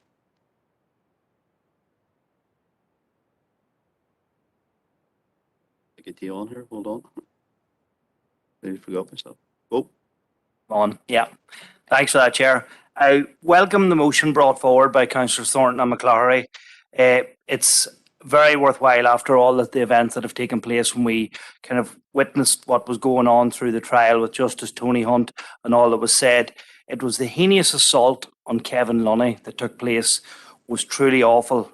First and foremost, Kevin Lunny is a family man, a father to young children who had to witness this awful, frightening ordeal of which they could struggle to ever overcome. But in his professional capacity, Kevin Lunny is trying to grow Manic and create more jobs in an area that has been long neglected by governments on both sides. Manic is also a massive employer, as pointed out by Councillor McCloughery, and any attacks on the directors of the company should be dealt with the full extent of the law. And that is why I welcome the sentences that were handed out to all those that committed the assault on Kevin Lunny. And I also call on anybody involved in these attacks should cease and desist immediately. and anybody with information should pass it on to the relevant authorities. The SDLP supports this motion. Thank you. Councillor Blake. Next, we have we have a proposer and seconder for the extension of our meeting. Councillor Siobhan Curry, seconded by Councillor Robert Irvine. All agreed. We're extended. Okay, next up is in the chamber, Councillor Donald Coffey. Thank you, Chair. I want to, at the outset, note that this motion was submitted when there were still live proceedings on these matters before Enniskillen Magistrates Court, ending recently, but I understand that there are still more cases in the system, and I just want to highlight that it wasn't that long ago there was uproar when some of us wanted to discuss allegations of child sex abuse, and that was long before anyone was ever charged. In regard to the motion, I want to express my own personal solidarity with Kevin Lunny on the genuinely barbaric attack he suffered.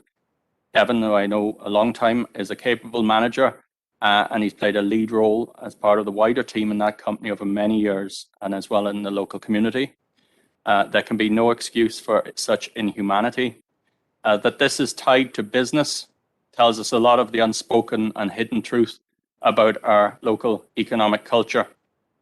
I also want to say that I disagree with the proposer's assertion that the Manic, or the Quinn Group as it used to be known, is actually a good employer. I think it's not. Any employer that employs people on 0-hour contracts who are driving for decades, I don't think is a good employer, but they certainly make a contribution to our economy. It is essential that we state our opposition, I think, to all the attacks that have occurred over the past 10 years. Anyone involved in conducting, commissioning, or directing attacks should be brought to book. The public need clarity on what has happened and who was involved. I want to use this opportunity to highlight how close we came to a massive casualty event on one occasion when attackers succeeded in setting fire to pipes leading to a large underground fuel tank underneath a factory. The horror was only avoided through the quick intervention of security workers who managed to chase off the people and extinguish it. I also want to commend the workers and trade unionists who at times have stood almost alone against all these attacks. On many occasions, I believed a blind eye personally was being turned as the authorities to what was happening. How many electricity poles were cut down, people admitted with burns and so on, never pursued, nothing done. Indeed, it took myself as Secretary of the Trades Council for Mana in 2016 to write to this council to demand the giant billboards threatening named people were removed because they were a threat to workers and to staff. I want to end actually by commending one particular shop steward, retired, who had to be warned by the police that they had to change the way they were driving home because they had stood up publicly against the terror. While that threat may have passed, the threat that hangs over jobs as a result of all these attacks remains. And so I'll be supporting this, but I think it needs to speak to all the attacks. Thank you, Chair. Thank you, Councillor Coffey. Next up in the chamber, we have Councillor Tommy Maguire. Thanks very much. Again, I think as a group, we all deplore the physical assault on Kevin Lunny, and indeed would deplore the ongoing intimidation of directors and senior staff in Manic. We have no problem with that. But if I could just finish off, and I'm also mindful, as previous speaker did indicate, that we had reservations about discussing live investigations by whichever police service on the island. So I also would like to agree with that point as made by the previous councillor. I have reservations about speaking to live investigations. I think that's consistent with my previous position, where we did put a stop to Councillor O'Coffey raising a very serious issue. But quite happy to agree with the gist of the motion, especially about the deplorable physical attack on Kevin Lunny and continued intimidation of the directors. Thank you, Councillor Maguire. And now that's all in the chamber. We'll move on now. Councillor Stephen Donnelly via WebEx. Thank you very much, Chair, and I think there's going to be broad support across the chamber for this motion tonight, and I think that it is very clear to say that this is one of the more extreme acts of intimidation, torture, and barbarity that we have seen in our district in recent years. And it is important that we as a council do give our unqualified solidarity with Mr. Lunny, his family, and indeed with those associated staff and directors who still live under fear to this very day. Our society only works on the basis of respect for the rule of law and respect for human dignity, and in both respects, this incident represents a devastating violation. And on that basis, Chair, I have no problem and no issue whatsoever on behalf of the Alliance Party, encouraging those with further useful information in regards to this to provide that to the appropriate authorities. And hopefully we can further pursue the truth and justice that is absolutely necessary in this particular case. Thank you very much, Chair. Thank you, Councillor Donnelly. Next up via WebEx, we have Councillor Keith Elliott. Yes, thank you, Chair. Well, the DUP will be supporting this motion, and I suppose we agree that the tax on the directors of Monarch, and especially the one on Kevin Lunny, was deplorable. And as I say, we wish Kevin Lunny and his family well for the future. And again, reiterate, anybody with any information of anything that's going on untoward, that please pass it on to the authorities. Thank you, Chair. Thank you, Councillor Elliott. Next up, we have Councillor Dr. Josephine Dahan. Thank you, Chair, and I would like to commend Councillor Thornton and Councillor McCloughery for bringing forward this motion, which I wish to support. I certainly welcome the conviction of those responsible for the brutal attack on Mr. Kevin Lunny in September 29, in bringing them to justice. And I think the sentence handed down to the perpetrators of this vile act attests to the seriousness with which these actions are held by the courts. Certainly these actions have no place in any civilized society. What Mr. Lunny and his family suffered in these attacks were totally unacceptable, brutal, and inhumane, and are to be totally condemned. And I certainly would want to wish Mr. Lunny a speedy recovery from the traumatic events, and also his family members. I condemn unreservedly any further threats or intimidation to the directors of Manox. I think they do make a valuable contribution to the economic life of this council area, and for that they deserve to be acknowledged, and they deserve and can expect to carry out their duties without intimidation. Chair, though that era should have passed, and anyone who is engaged in these type of activities should immediately desist, and if they do not, then they should be subject to the full rigours of the law. So I support the motion, Chair. Thank you. Thank you, Councillor Dahan. Last speaker on via WebEx, and it's Councillor Eamon Keenan. Thank you, Chair. Well, the first part of the motion, I don't think anyone could disagree with. Physical attacks on anybody is not the way to resolve any conflict. And the second part of the motion goes on to talk about what is a live investigation. You know, there's attacks going back as far as 2011. I think it's in public record that there was over 70 or at least 70 attacks that, as far as I'm aware, have yet to be fully investigated. And thinking back to last night's legal advice that we received, you know, terminology and our position of what we say and do, I think we need to be careful, and I think a trial by council is not the way to do it. That could lead to prejudice, but yeah, the first part of the motion, yeah, it's all right, but I'd be concerned now about the second part, especially with live investigations. Thank you. Okay, I think I'll bring in Chief Executive and we can clarify that situation. Well, Chair, no, it's just to confirm that legal advice was sought on the submission of the motion, and legal advice confirmed it could be presented to members for consideration. I know reference has been made to other matters, but they weren't comparable in terms of the advice sought and in terms of the information presented.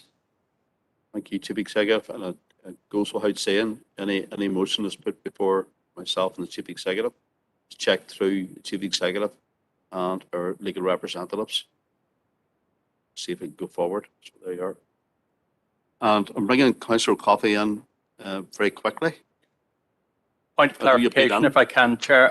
Can I ask the Chief Executive, she's received legal advice in this. How is it that a case where there are actually cases in the pipeline is not problematic, and discussing things where there were absolutely no charges in prospect at the time it was discussed was problematic? Thank you, Chair. Thank you.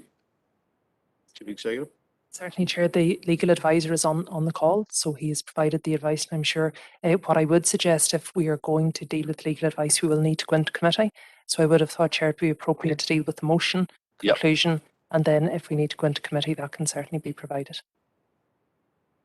Please bear in mind there were 5 items of any urgent relevant business. So do you wish to go to committee? I want to deal with this motion first. We want to get out of the way here. So, okay. I'm going to bring in Councillor Thornton. Sorry, Councillor Maguire. I know you've been on, Councillor Maguire. Go ahead. Sorry, Chair, it's on the immediate issue that Councillor Coffey raised there. Could I suggest, and through the Chair, to Councillor Coffey, that he would seek that legal advice in the interest of time? Would that be sufficient, Chair and Chief Executive? If Councillor Coffey could receive the legal advice directly to himself to avoid the time, directly to himself from our legal advisor. Please, if he's happy enough. Yeah, certainly. In the interest of time tonight, Chair. Yep, thanks for that, Councillor Maguire. Okay, thank you. Okay, you've all, that will be provided to all members in due course from our legal representative. So, okay, we'll go back now. No other speakers, so we go back now to the proposer, Councillor Thornton, for summing up. You have 3 minutes, Councillor Thornton. Okay, I'll not take that long, Chair. Thank you. I thank all the contributors to this motion, and basically I wish that all this activity stops and that we continue with a profitable business to our constituents and community. Thank you, Chair. Thank you. Thank you. Okay, and you've heard the proposed second, and all speakers have had their chance there. So I'm putting it to the floor. Are we all agreed to adopt the motion? No dissent in the chamber, no dissent by WebEx.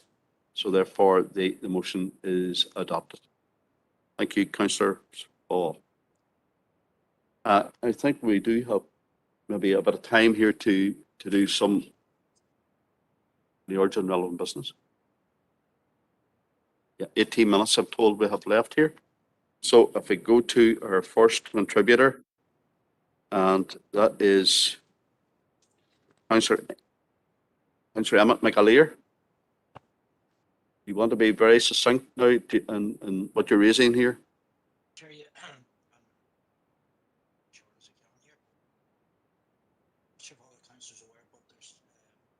And the urgent relevant business, Councillor McAleer? Sorry, Chair, can you hear me now? Yes. Yeah, sorry. I'm not sure if other councillors are aware, but there was an announcement that a new television series is to go into production about Hugh O'Neill. It's called The O'Neill, and it's going to star, I'm sure many people are familiar with the actor Aidan Gillen.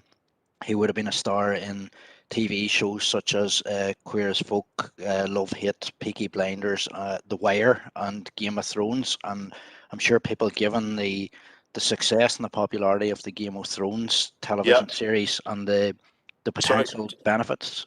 Sorry, Chair. Go to your proposal. Just go to your proposal there.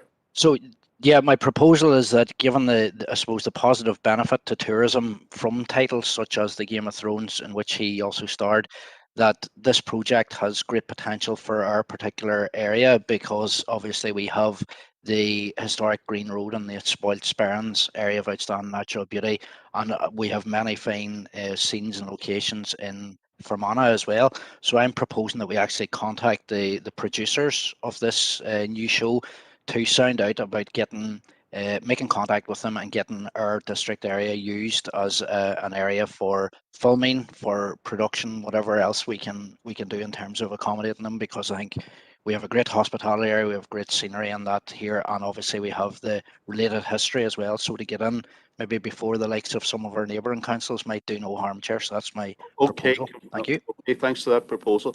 Can we have a seconder? Councillor Curry's prepared a second. Okay, and this is not a major debate, folks. Are we all agreed here? Okay, we're moving on. So if the councillors can take their or lower their hands, thank you. That has been agreed. Now we're moving on to Councillor Donald O'Coffey. Your proposal, Councillor O'Coffey. Sorry, keep it. No problem. Thank you, Chair, and thanks for allowing me in at this point. My proposal is in relation to the Positive Peers programme, which is run by Devonish Partnership. It has come to the attention of the Neighbourhood Partnership, Renewal Partnership, sorry, in Enniskillen at a recent meeting that unfortunately this programme, which is a really important one, it is engagement with youth at teenagers at a critical age from one of the most deprived areas in our council area, has actually lost funding from the Children in Need due to a technicality. While they may obviously be able to reapply, there's going to be a gap in funding, and this is going to cause a lot of trouble. So I just would like to propose, it was something that was a suggestion that was raised at the Neighbourhood Renewal Partnership meeting, that we would propose to the council that the council could investigate opportunities to sustain this programme and also to source potential funding from, for example, the Departments for Communities. This is, I think, a vital programme, and I think it would be very worthwhile if we could try and take this up and ensure its continuation. Thank you, Chair.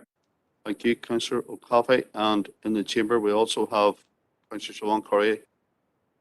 Gurmagad Cairley. I am just coming in to declare an interest as a board member of Devonish Partnership Forum.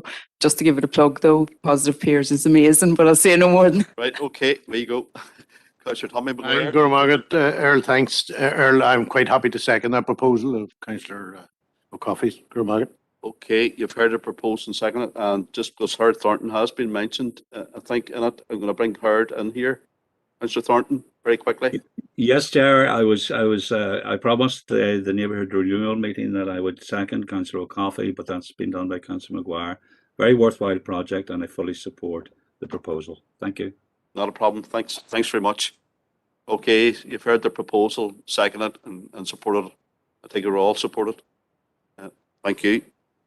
Next up, we have Councillor Thomas O'Reilly via WebEx.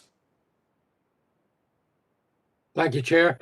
I would propose, Chairman, that we would write to the utilities regulator and to the Department of Infrastructure on the basis that during the late summer, Fibrous came around, which we all welcome, to put in the fibre optic cable, cutting up the footpaths in many of our towns and villages to allow that access. Over the last few days, it has come to my attention that now BT are cutting up, some months later, those same footpaths and putting in their own conduit and fibre optic cable. And such a waste of money, Chairman. Surely that there is a better usage of that money, and some coordination should be brought to bear with the utility companies to be able to get them to cooperate. And I understand the Department of Infrastructure has a coordination unit that the utilities are supposed to work through, but this doesn't seem to be the case here. And while we want more premises connected to broadband, spending more money cutting up footpaths, leaving disturbance to residents is not the way to go forward. Thank you, Chair.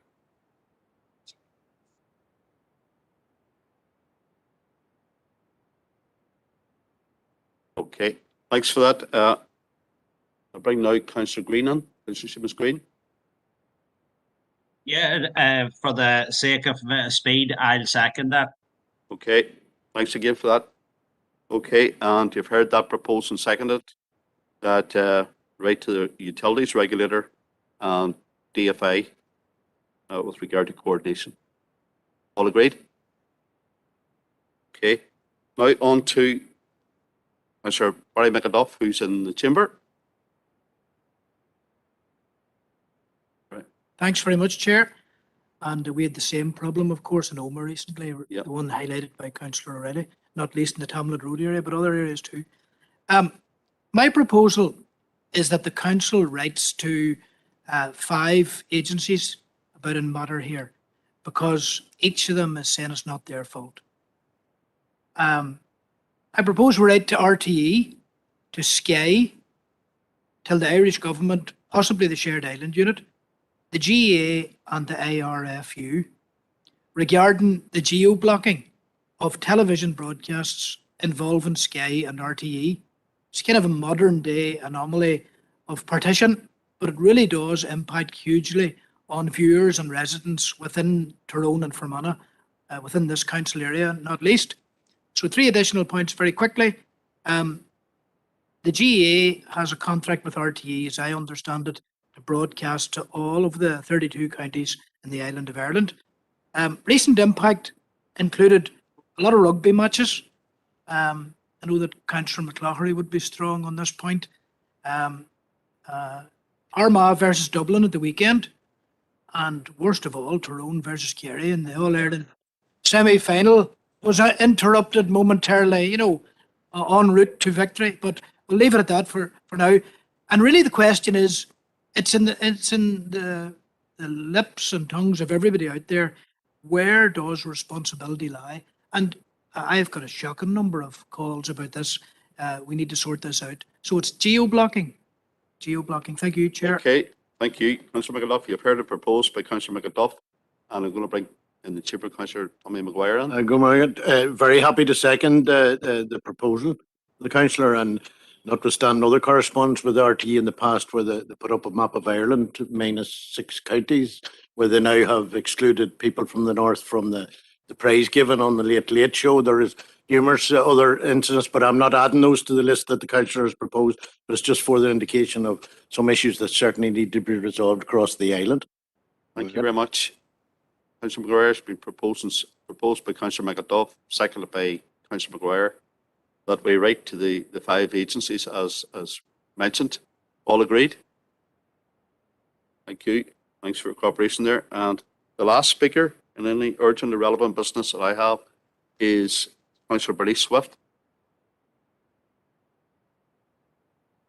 Thank you very much. And on the day that is in it, happy St. Bridget's Day. And wish everybody Bannachtila Fila Bridgie. And I request the pursuit of a process to assign this day, which is the first day of spring, a public holiday. The Republic of Ireland are holding this as a public holiday next year. So I would like to have a joint up and all-island approach in recognition of this great female saint or goddess, whichever happens to be your preference.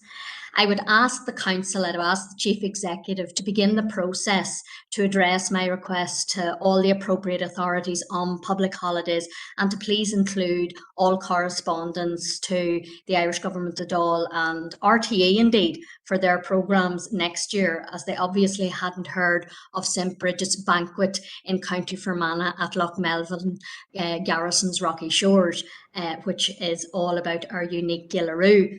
And I don't just request this holiday for all of Erne West. I would gladly like to see all of our super council and indeed 6 counties enjoy the same public holiday. As most will well know in the Erne West area, that St. Bridget did travel all around Ireland helping the poor and the weak.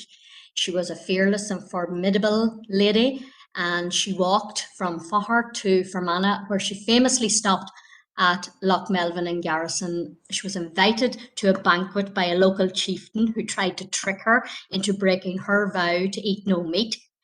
But when she was handed carved chicken, she threw it into Loch Melvin, and an unassuming, happily swimming along trout swallowed it up, leaving us with the unique and infamous trout with a gizzard, known famously as the Gillaroo, which is unique to Loch Melvin and not found anywhere else in the world. So how special is all of that? So while this is a well-known local story, but it obviously wasn't known by RTE today or displayed on any of their TV programmes. And as Tommy has said there, RTE has a lot to answer for in forgetting about us in Fermanagh. So I'd just like to make that proposal. I've my own St. Bridget's Cross made. It's a tradition we hold in our house every year on the eve. And I'm actually wearing Loch Melvin craft St. Bridget's crosses that were given to me by Councillor Stephen Huggett, a former chair of the council, as a lovely gift. So there's a lot of special things for us in relation to this saint. So I propose that we have a public holiday as well to align with ROI next year. Gormagat Cahirlock. Thank you, Councillor Swift. Bringing out Councillor Anthony Feely in here. Chamber. Thanks, Chair, and yeah, I'll be happy to propose that proposal, Bernice. We were just talking about it earlier on, myself and the colleagues about that, and the story very well told by Bernice about the Gillaroo there. And when she mentioned the Melvin craft there, I know that the guy used to work there, Tony Keown, who's now deceased, who would have made that there. And like Bernice, I have some of them in the house too, and would have made a lot of St. Bridget's crosses last night. But we haven't that many rushes. That's the only problem down at Yarrison. That's the only problem. So happy to second. You're happy to second. Okay. And into the chamber we have Councillor Victor Warnington. Thank you, Chair. Well, I suppose as councillors, we all, regardless of whether it's a public holiday or not, will be working anyway because we're 24/7, 365 days a year anyway. But anyway, certainly we'll not refuse another public holiday. We already have an extra one planned in for next year with the celebration of the Platinum Jubilee, and certainly another one will not go amiss. Thank you, Chair. Yeah, just that is in 2022, the same years we're on. Just for your information there. So I'm not bringing anyone else in via WebEx because we're fast running out of time here, folks. I think that's been proposed and seconded, and it's generally agreed. So please take your hands down if you're in WebEx. And can I just also thank you all for your attendance. And it's good to see so many of you in the chamber. Councillor Warrington, if you listen in, thank you for your attendance in the chamber. And thanks to those who are attending via WebEx. And I thank our Chief Executive and our Democratic Services Manager, our IT, Lauren, and working from home, Heather. So thanks very much all. And it's good night from me. At 10:28.